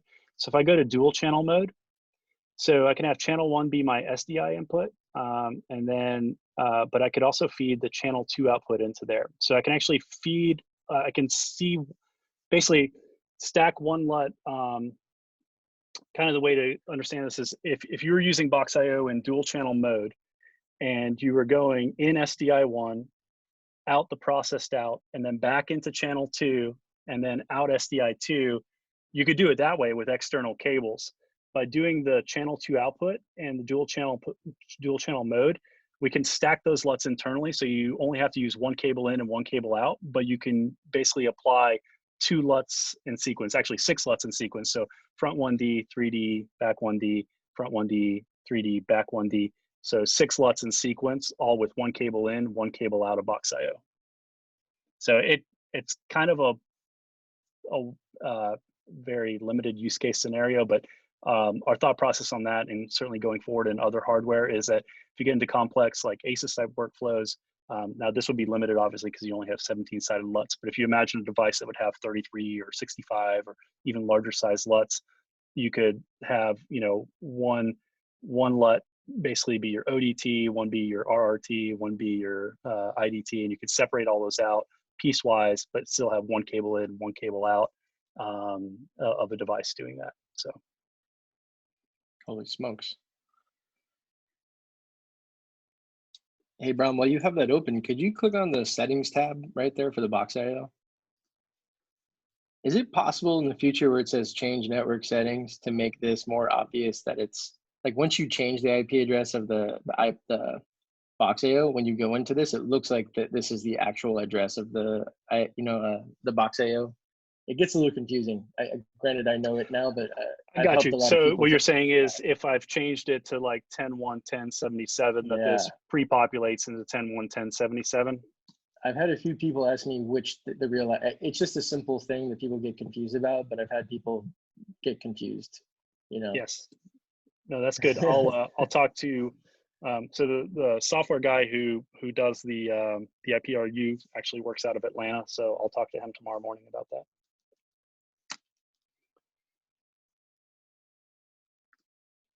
Cool. Other questions? No, I think we're good, man. Thank you Cool. so much. No, thank you. I really Thank you so appreciate much, it, you guys. guys, everybody. Yeah. Cool. If anybody has other questions, feel free to give me a ring. Awesome. Thanks, Bram. Yep. See you guys.